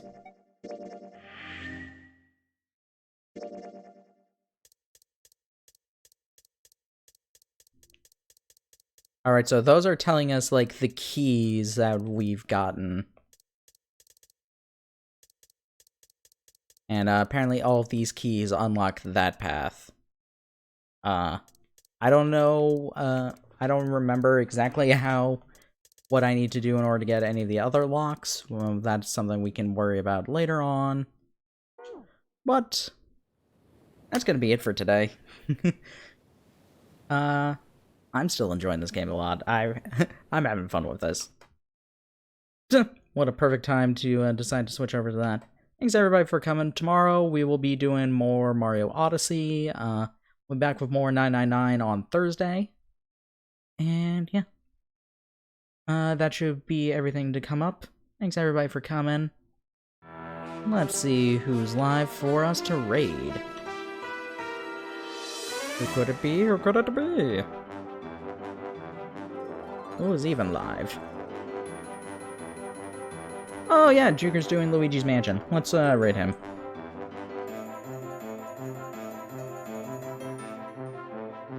Juker currently playing Luigi's Mansion. Luigi. Copy in the raid message and put in any raid emotes that you enjoy. We'll be starting up this raid. In 5, 4, 3, 2, 1.